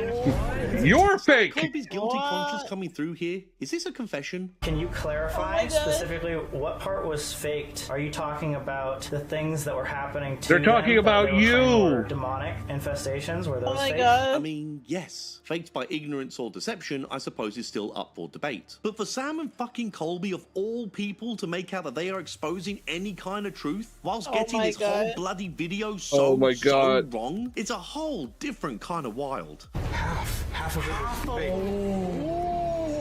Wait a minute, that's insane. Like half of it was real, half of it was I'm getting goosebumps. Exactly. Oh my god! I mean, all of this was already debunked. You've just actually got to make the effort and put in the time to do the research. Like in Kenny Biddle's video he made where he has debunked all of the Smell House stuff. The link for this video will be in the description. Please go give it a watch. It is an excellent dive into the real accounts of the Smell House. This has been debunked by research and facts and looking into the real history, not by contacting a fucking ghost that doesn't fucking exist. As a you're in the debunker, wrong I think I'm more house. offended by this than any other bullshit that Sam and Colby's ever Oh my tried god, to yeah, I pull. forgot Are you about saying they faked half of these things that happened to them for... No, they're saying that half the house is haunted, and you're in the wrong half because you're fake. Oh. Money or fame? They're like money wrong and fame, house. something agreed? Money and fame, fellas. Money and fame will make you do and say the dumbest things, won't they? Oh my god. Good thing I'm not rich or famous. That's crazy. Right. You're despicable. I have a question, and I'm not trying to like make any accusation, but like, could this entity like be lying? He can't lie. So when I did the invocation, you will tell no lies and play no tricks. Whoa. That is accurate. Yeah, but what if you're This lying? lady's got magic tricks to put the lasso of truth around these ghosts. I guess when you put yourself as authority on out-and-out fantasy, you can make up whatever bullshit rules you want, however you see fit. Wait, I have a question. Are these people? That's like playing pretend. That's like playing pretend when you're a kid. You're like, I blast you with my laser beam. Nuh-uh, I have a shield that protects me from your laser beams.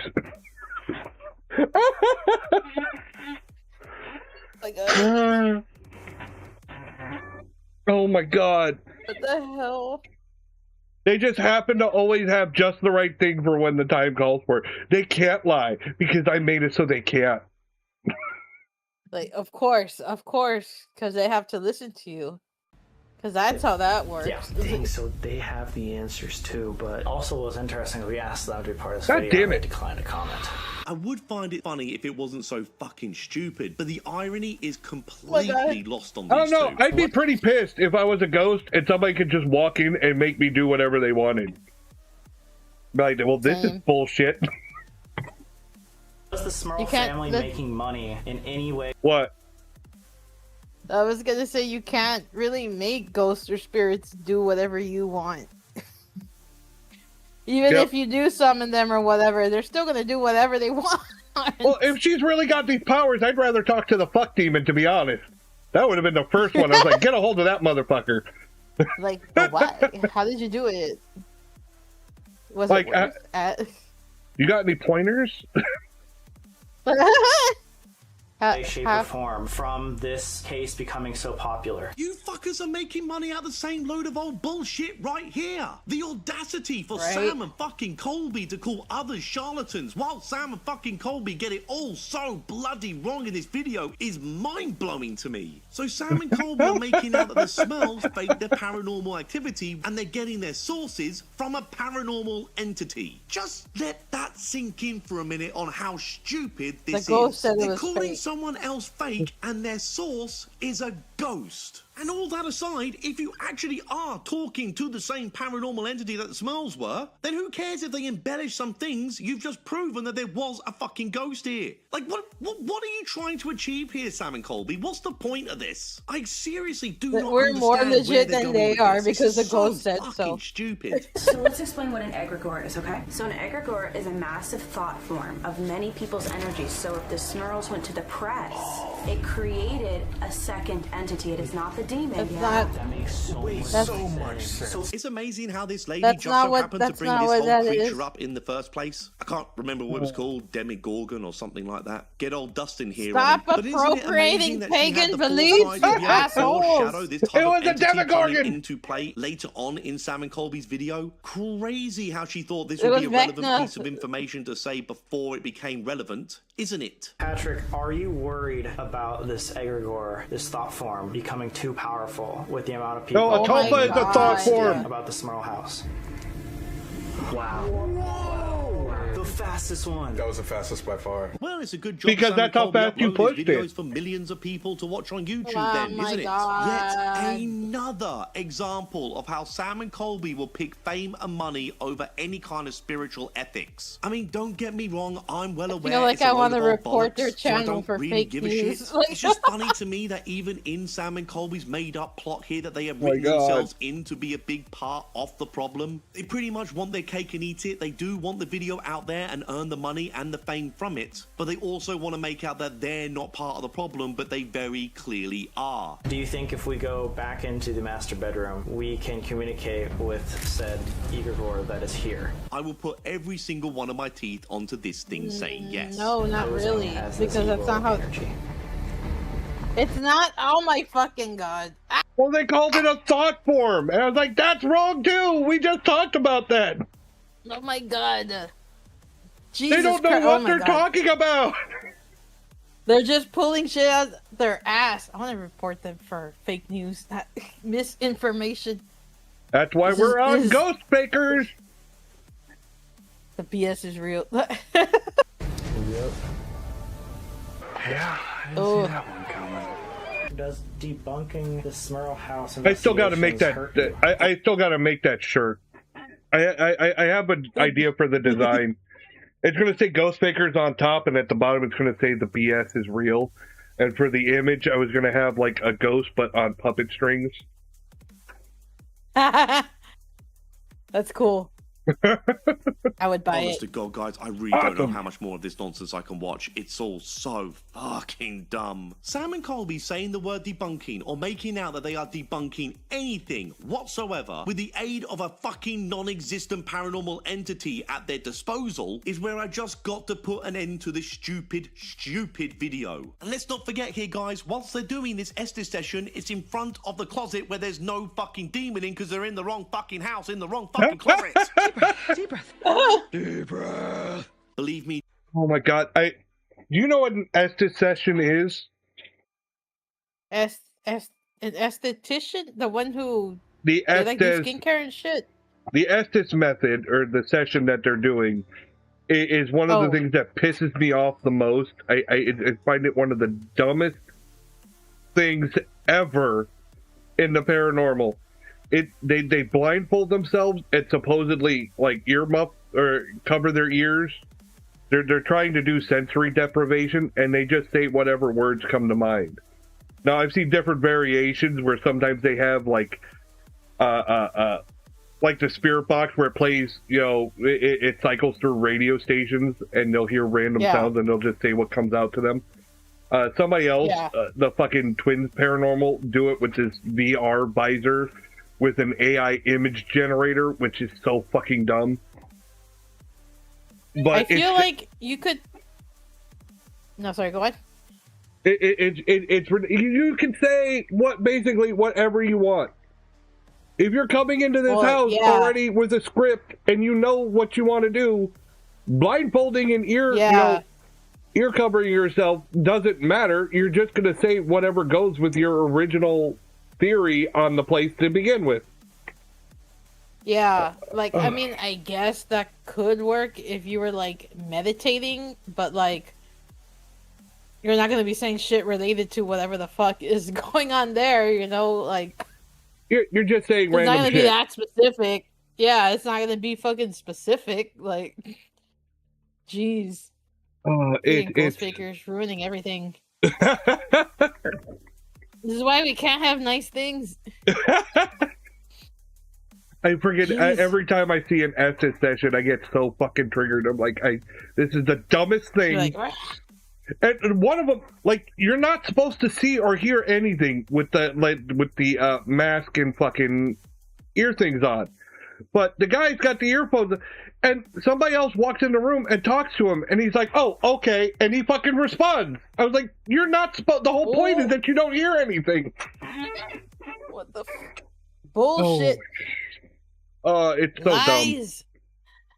It's so dumb. Dear viewer, you do not want me to keep I have a headache from fucking laughing. Session. I guess all you really need to know is that eventually the entity has Sam and Colby as the heroes in this bullshit story, because of course Sam and Colby make themselves to be the fucking heroes. And it chose you guys to do this because of the impact you have on the world and the connection with the audience. With your audience. It was like it knows that it's gonna like be able to be trusted by us. Fucking idiot. So fucking cringe. What? Anyway, I'm gonna try and calm down like, now. yeah, the ghost knows how popular you are in your poll. You're in the wrong house. To their audience for misleading Does that sound dumb yet? Being in the wrong house while they're doing this investigation. And that stuff aside, just generally here, Sam and Colby have really outdone themselves with this video. I'm pretty jaded with a lot of these videos now, and it takes a lot to shock me, but I just cannot wrap my head around this one. What the fuck were they thinking with pulling this stunt? And weirdly enough, I actually feel bad for the smells on this. They're just outright being called liars. Yeah. They do not smile. They don't smile in any picture. It's like the fucking Wild West. Like those fucking... No, it's a picture. Make sure you don't smile in it. Don't get me wrong, I'm not really supporting the smells here. I think a lot of it is bullshit myself. But bullshitters calling other people bullshit is fucking bullshit. So, anyway. Bullshit the bullshit the bullshit. I have to end the video right here because life's too short for my blood pressure to be rising this much. If you like my take on this dumb video, please give it a like and subscribe to The Side Eye Guy. Ta very much. Cheerio. So what did you think? What the fuck? What? I don't even follow this stuff, but those Sam and Colby people piss me off. I know. I told you I can't stand Sam and Colby. They absolutely drive me up the fucking wall. Oh my god. The fuck demon really just got me. But they never resolved that. What happened with that? I have no idea. They're like, we're just gonna bring it up. And that's all it is. That just makes it seem like it was brought up for shock value. Probably. I mean, like, it got a reaction out of me for sure. Yeah. Like they're like they got fucked by demons, and guess what? The demons also ate all their freaking snacks. Like or the demon didn't even call back. Like oh my god. All right, I think we have time for one more video. Do you want to stick around for one more? Yeah. You're gonna like the next one. It's the Y-Files, the Devil's Bible, and the Nazi Hole to Hell.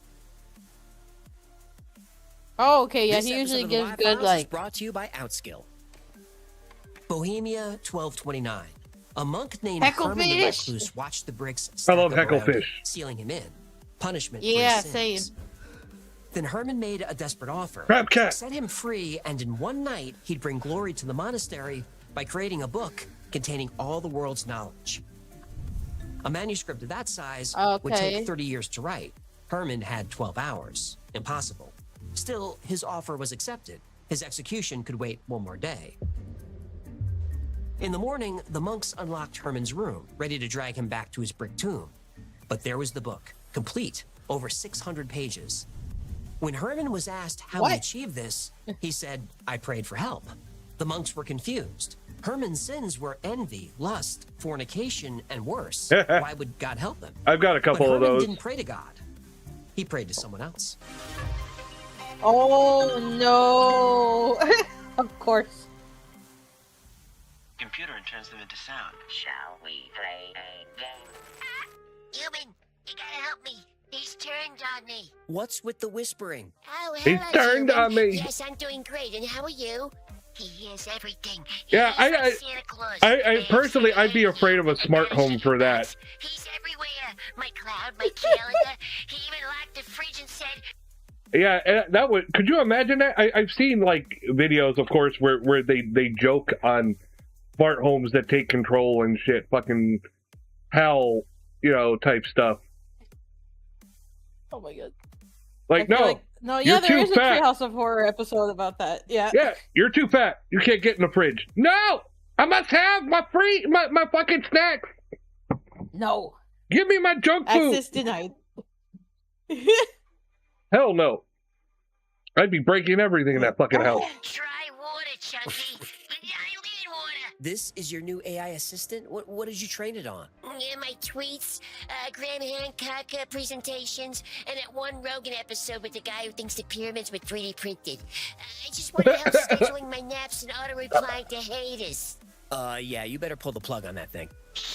It's him. He's talking.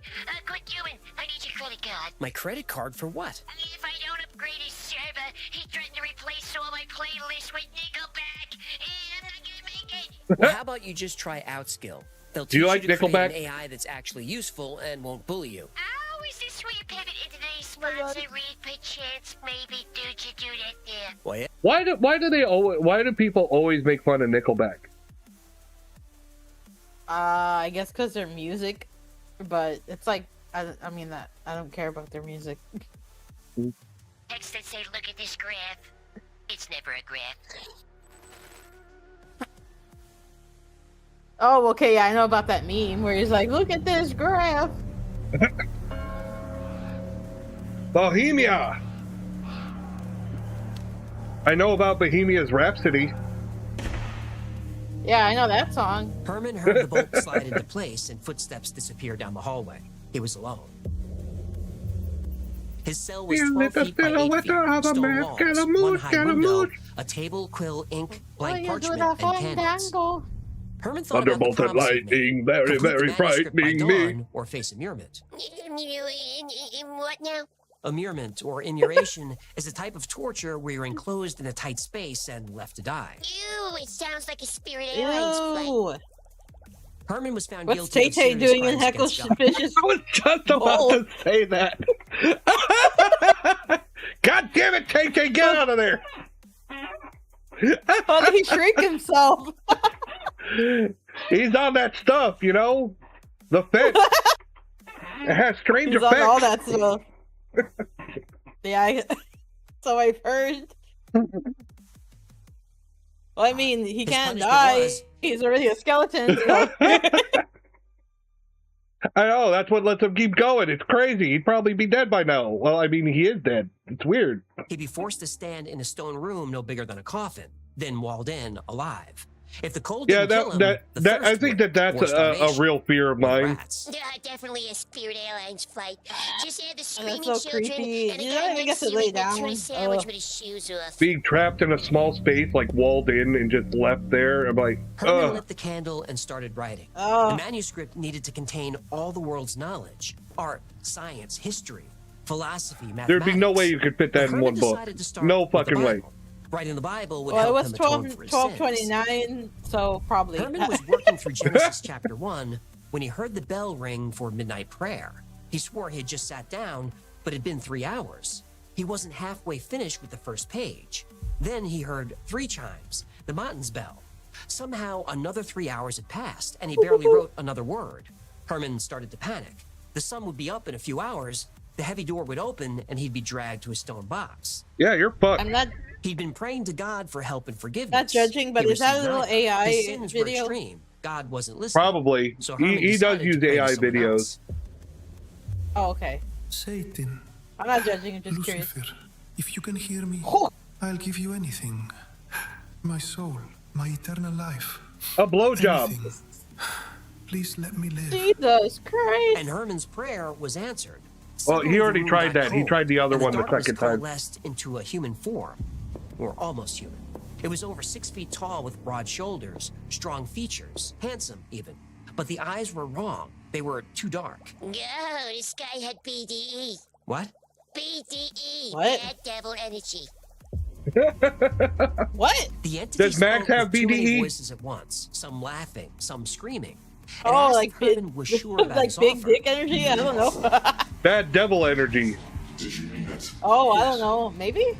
Anything. I guess big dick energy could work too. For eternity. As you wish.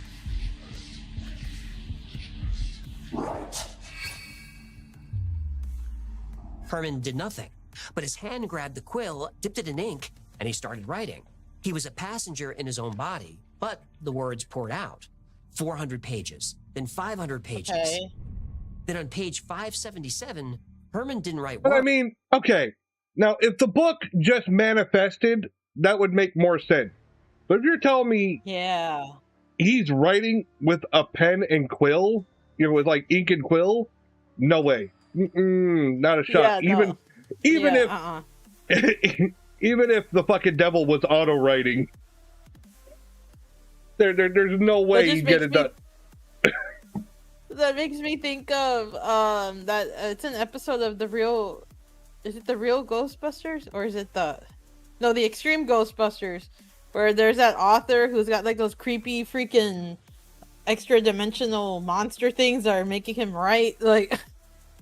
It happened. Words. He drew a full-page illustration of the manuscripts.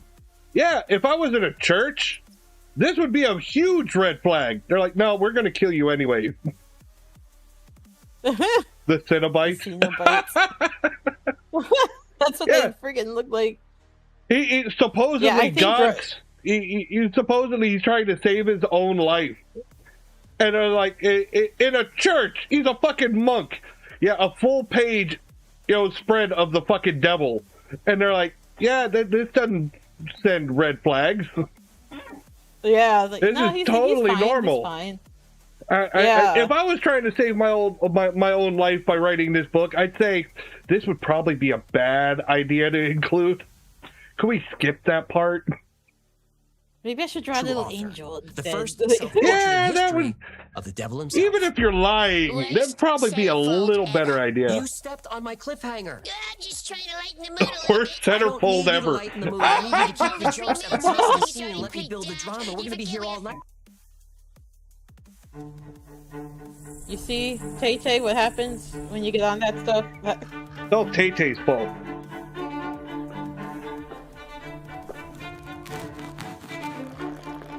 God, that bread looked good.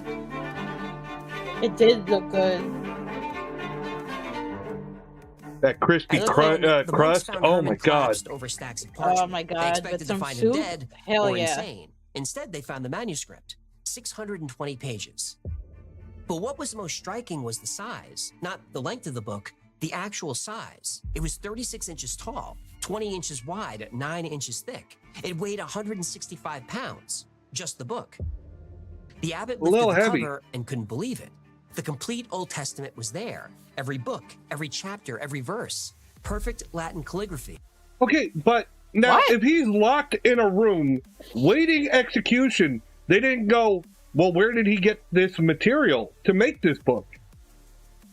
Right? Right? I would assume that they just gave him blank paper and be like, right, motherfucker, right. Not only did he write it, he had a whole book that was like super big, and they're like, wait, we didn't give you any of this shit. Where did you get it from? Right, then they wouldn't like question, like, what the He turned the pages. The New Testament, Matthew through Revelation. Not a single error, not one smudge. And he had time for all the artwork in it too. The Bible was just the beginning. Right. With different colors. The next section black and white artwork. Josephus's Antiquities of the Jews. The complete history of the Jewish people from creation through the Jewish revolt against Rome. 40 years of historical documentation, transcribed perfectly. Then the siege of Jerusalem, the destruction of the Second Temple, the fall of Masada. The monks kept turning pages. Isidore of Seville's Etymologies was next. 20 volumes of knowledge, grammar, rhetoric, mathematics, medicine, agriculture, architecture, and warfare. Everything scholars knew about the natural world. Then the Chronicle of Bohemia, the complete history of their own land, kings and battles, and politics going back 400 years. Right. Herman had documented their entire civilization. Next were 2 medical texts, techniques for identifying diseases, treatments, herbal remedies. Then a text on anatomy and physiology. I thought they considered that shit witchcraft back then. Failed, and how to heal it. Yeah, then the pages turned dark. A whole chapter with magic formulas, incantations in Latin, some in languages the monks didn't recognize, symbols that predated Christianity, geometric patterns that seemed to move in candlelight. There were protection symbols. There's a lot of symbols that predate Christianity, man. There were even instructions for identifying demonic possession. Anything from ancient Egypt or Mesopotamia. The possessed would speak in tongues, display superhuman strength, and know secrets they couldn't possibly know. They react violently to holy water. Well, then how do you know? Sacred relics. Herman had created an Okay, wait. Secrets no one could possibly know. Well, then how do you know? Yeah, how do they know their secrets? Yeah, what the fuck? Oh, hello, Wiz. Was that? Oh, was it? To know it all. Isidore of Servite had to read so much of his writing for grad school, bruh. Be writing about everything he saw. Yeah, that's why the book was made. That's why the book was made, apparently. Lol. He's like, today I saw a kitty. For spiritual warfare. As the monks turned the pages, they became more and more concerned. Then page 577. A full-page portrait of Satan. Green face. Yeah, but why? Did you notice? I saw the movie, This Is the End. That picture of the devil does not have a giant dong. He's wearing a loincloth. For modesty, of course. Pretty sure my restraint order against you is still in effect. Uh-oh. What happened? Face, red horns, 2 forked tongues, clawed hands reaching outward, trapped between 2 towers. Opposite Satan, the heavenly city, fortified walls and golden spires, the eternal battle between good and evil. The manuscript continued. Alphabets in multiple languages, spells for protection against night creatures. A few monks asked why there are so many rituals. This is someone who is considered joining the agency. Ooh. Herman said he didn't know. Ooh. That'd be cool. Abbott sighed and in a shaky voice said, "Yeah, I do." Maybe you could join us for one night on Ghostmakers. Yeah. We just saw a great story on fuck demons. Cliff in the forests of Bohemia, a few miles north of the monastery. I'm not going to get that out of my head tonight. Strange. First, its I laughed so fucking hard. It has no strategic value. It's not near any trade routes. Oh it's my not God, near yeah. a water source. Then there's the building's design. It didn't have a kitchen, no sleeping quarters. But the most concerning design elements were the fortifications. They faced the wrong way. They didn't face out. They faced toward the courtyard. The castle wasn't built to keep enemies out. It was built to keep something in. Before the castle existed, the locals spoke of a crack in the limestone that exposed a bottomless pit. They called it the hole to hell. They threw rocks in and never heard them land. They lowered in rope, and that no don't matter mean how shit. long, it never touched the bottom. Yeah, it could just be a really deep hole, man. From the hole. Whispers, it's a rope. How do you know if it touches the bottom if you can't see the bottom? You're not going to feel it on a rope. It's a rope. Now, if it was a super long stick, that'd be one thing, because then you could feel the solid bottom. Yeah. But it's a rope. It'll bend. Yeah. It's like holding a piece of wet spaghetti. You'd be like, can you feel it touch the bottom? No, I didn't feel shit. Nobody recognized. Local tribes said the hole was torn open thousands of years ago, and something ancient and evil lived deep in the earth. Yeah, was it a magic seal fetus? No. A crab cat? No. A magic seal fetus. I get the magic seal fetus. I get the magic. You watch the Y-Files, right? Off and on, yeah. There was an episode called Mel's Hole. And he had supposedly a bottomless hole, and he would talk on this radio show. And that's where he said he supposedly found a seal fetus in this hole. What? So that's what they're referencing with the seal fetus, the bottomless hole. Like, you have to watch the Y-Files to get that. That's like an inside joke type thing. Like, damn, nobody's going to get that. Damn, Hecklefish. Demons. Yeah, that makes more sense. Demon! In her. God, another story with demons and holes. But this time they're coming out of them, not going into them. What goes in must come out. Mags, what? Yeah. Mags, what is it with demons and holes? I take all the holes. All the holes. The situation was desperate. All your holes Entire are belong villages to were us. terrorized. Farmers found their livestock drained of blood. Animals were twisted in unnatural shapes. Travelers who went too deep in like the balloon forest animals were found days later in pieces, if Oh they my were God. found at all. The local clergy was Demons and Holes should be a Whatever's band down name. there, the Yes, church couldn't stop that's it. a great No band army name. could stop it. Demons This and was Holes. spiritual warfare. But the priests knew they needed something more powerful than prayers and holy water. They needed instructions for identifying, confronting, and defeating these forces of darkness. And just a few miles away, I saw the movie Army of Darkness. Had created exactly the weapon they needed. Okay, now explain this to me. If the devil supposedly wrote this book, why would he tell you how to defeat him? Right? Why? That is such a horrible. That's horrible storytelling. Yeah, like, that's not good. I begged for help and the devil helped. Awesome. But then why would he tell by the me? Way? Why would he be like, oh, by the way, this is how you get me? By the way, I'm allergic to peanuts, so that's how you get me. Like, no offense to anyone who's a peanut allergy.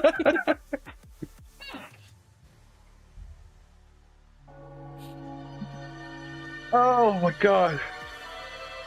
Ew!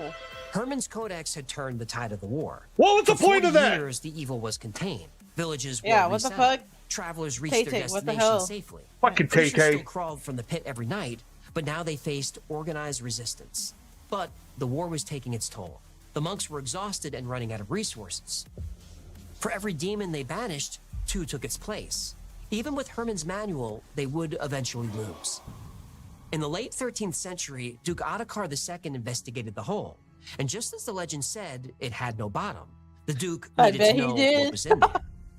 The castle dungeon was empty, and prisoners were given a choice: death by torture, or go in the hole and report everything they see. You go in the hole! The guards lowered the first prisoner. They heard screaming. They felt the rope twitch violently and then go still. When they pulled the man up, his hair was completely white. He aged 50 years in minutes, and he was babbling about frogs the size of men, shadows with eyes, and a massive entity staring up from below. Duke Ottokar tried again with a different prisoner. This whole got a lot of traffic. Okay. And total insanity. Each experiment revealed more It's a well-traveled hole. This was more than a pit. It was a gateway, a source of evil that would gaping bring demons hole into the world until the end of time. The Duke decided that if the church couldn't close the gateway with prayer, he would close it with stone. Massive limestone blocks. Why wasn't that the first choice? Why wasn't that the first choice? They're gonna get that whole stone. Every beam of wood. Piece by I've piece, seen this a movie fortress is took an shape Event above the sealed Horizon. pit. And finally, a chapel was built on top of the slabs. The chapel was dedicated to the warrior St. Michael. Yeah, smart. If you got a demon-leaking hellmouth in your basement, building a church on top of it, it's just good property management. Well, it was a symbol of faith. If you've got a demon-leaking hellmouth, call Buffy the Vampire Slayer. Damn right. Let's call it what it is. Or when the last stone was set, Supernatural the gateway Brothers. to Hell in Hauska Castle was finally Oh fuck yeah, the Winchesters. And it was sealed for 700 years. Yeah, Then, all 3 of them. Dark Fuck it. forces arrived that didn't want the evil contained. They wanted And to if they channel it fail, for their own purposes. dibs on the car. That was 1940. When the Nazis took Hauska Castle and started digging. Oh my god. What's up with the cockroach? I don't know. Stop with the cockroach. It's gross. Northern Bohemia. SS officer Klaus Mendel stood at the edge of the forest studying Hauska Castle through binoculars. Gray stone, no strategic value, no transportation routes, no resources, worthless.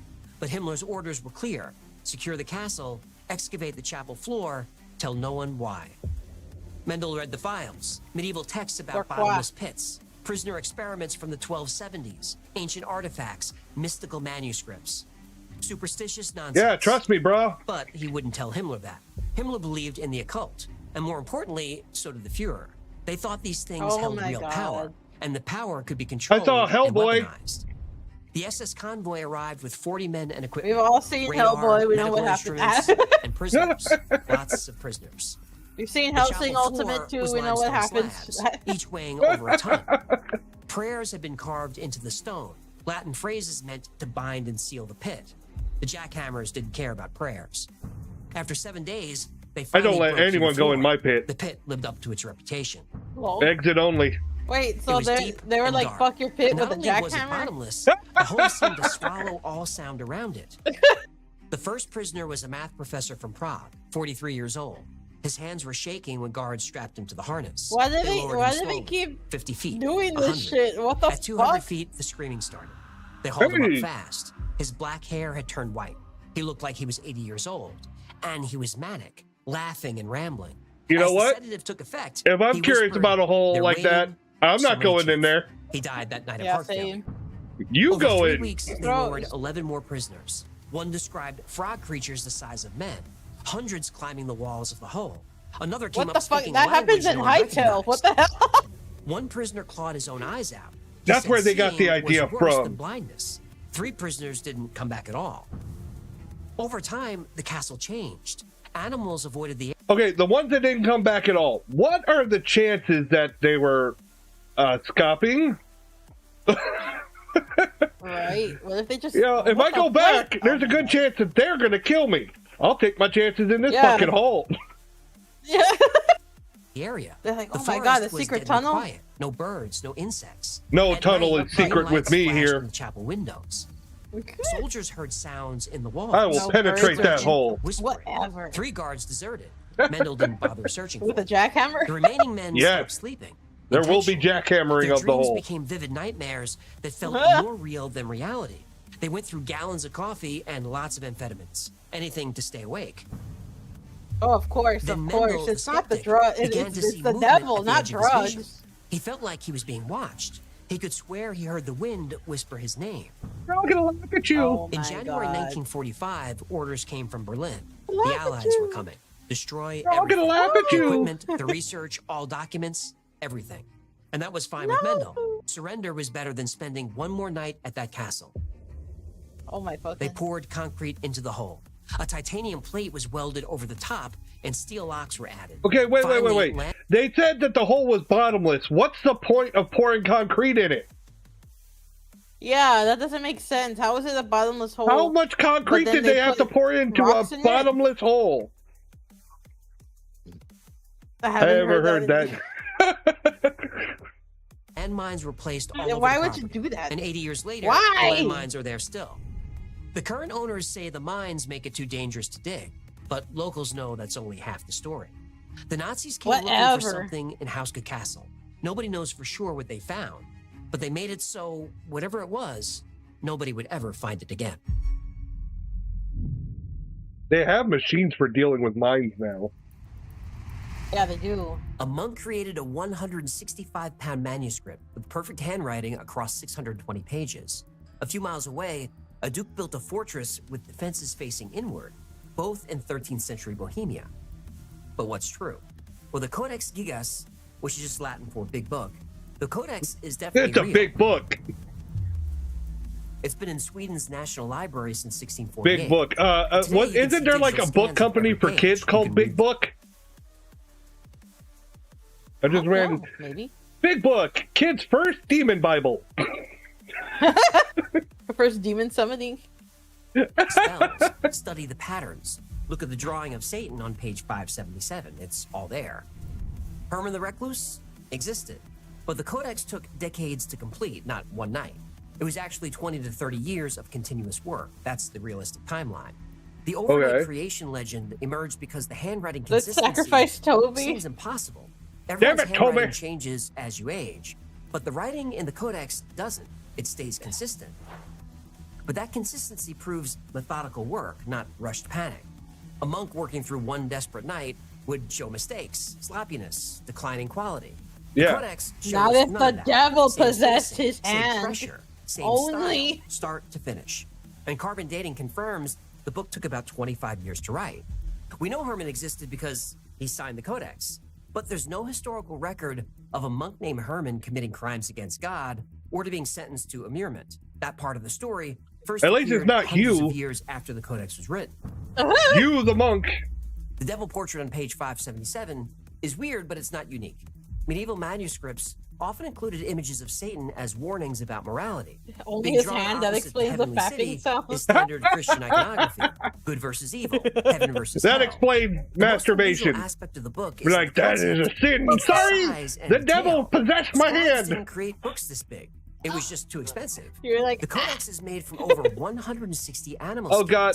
The ink was. I have a meme that I share. I used to share all the time. It was a billboard. It had a hand with fire coming off of it. It's saying it said you can't hold hands with God if you're masturbating.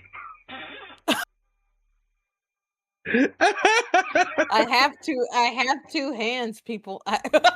Yeah. Or he can hold my hand that I'm masturbating with. It's called a Dutch rudder. It's not gay because he's not touching my dick. was expensive. The gold leaf used to decorate the pages was expensive. When the church burned thousands of books referencing dark magic and the devil, they didn't burn the codex, probably because it was so unusual and so valuable.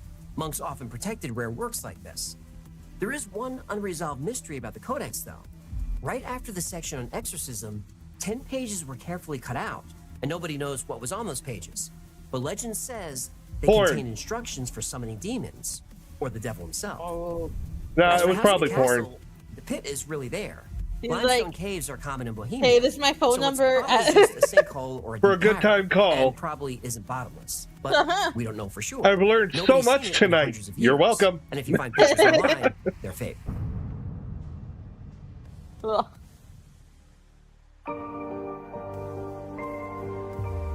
Now, at first, the castle's design does seem strange. To be honest, I liked the way that castle looked. I want a castle like that. Used the castle as a prison for a while.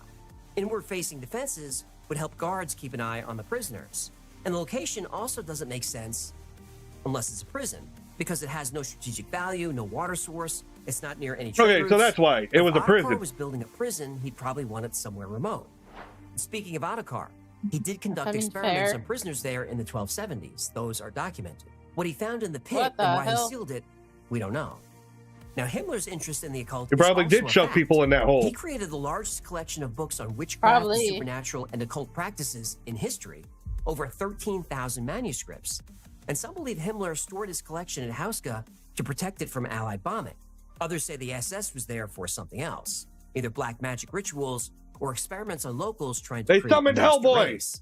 But without documentation, all we have are rumors. There's also no evidence that Himmler read the Codex Gigas. We can assume he was aware of it, but the Swedish National Library has no record of any Nazi official requesting access to the book. But the occupation of the castle, the destruction of records, and even placing landmines around the property, that's all true. Hauska Castle opened to tourists in 1999. You can take guided tours. You can walk through the chapel. You can see the frescoes. Even though it's surrounded by mines? Over the sealed pit. And many people have reported strange sightings at the castle. And if you're brave enough, you can go see for yourself. Yeah, let's how go. Do you explain the Codex? Why create such a strange and dark If I ever become rich and famous, I'm going just to be a dick. Fear. Plague, war, famine. It's the Hellboy Castle. Suffering. By then, I'll be an official demonologist. Monsters, I'll have a certificate and everything. Which is probably why the Codex survived and became so famous. If there were a manual for fighting evil, then evil could be fought. And the doors slowly got safer. The Codex explains how to do it. A couple people found the mine. Making a deal with the devil, it's about fighting him. The Codex found one. Herman spent 30 years creating a manuscript that gave people hope in the face of unknown terror. Whether the demons were real doesn't matter. The fear was real. Herman didn't need supernatural help to create something extraordinary. He had something more powerful: faith. The Codex and Hauska Castle exist. Both are steeped in legend. But more importantly, both are testaments to human courage and determination in the face of evil. And both were created to protect the innocent and punish the guilty. And both were created to give people hope. Now that's not legend, that's history. And it's history worth remembering. Yay! Hey. Yay! So, Demon Bible. It was meant to inspire people for hope. Hope. And expose the devil's peanut allergy. Yep. All right. I think we're going to wrap up for the night. Let me first do this real quick. So I have now done a partnership. Me and Rosa have done a partnership with the Dragon's Treasure. Yeah. Yay! I got follow. Thank you. Yay! Welcome to the boners. Now, if you use code BONESJANGLE, you get 10% off your order. They got loose leaf teas and stuff like that. I honestly haven't tried them yet, but looking at the at what they've got, I am really looking forward to it. I especially want to try their coffees. They look yummy. Yeah. They have some coffee from like some volcano coffee. You don't hear me now? I don't know what happened. Oops, no, he's talking about me. Oh. That was me. You broke me. Yeah, they have volcano coffee. Yeah, I did. Oh God, they had so much stuff on there. I want to try. I want to try that expensive ass fucking dark roast coffee. It was like $70-something, but I really want to try it. That's like on my goal. I love coffee. I wanted to try. They also have like some like handmade artisanal soaps, which I like because I like. What the fuck? Thank you for preaching the gospel. The gaping hole. All be blessed by the gaping hole. May you all be blessed by the gaping hole. Does that mean the gaping hole shall squirt upon you if you are blessed. So this is a fart.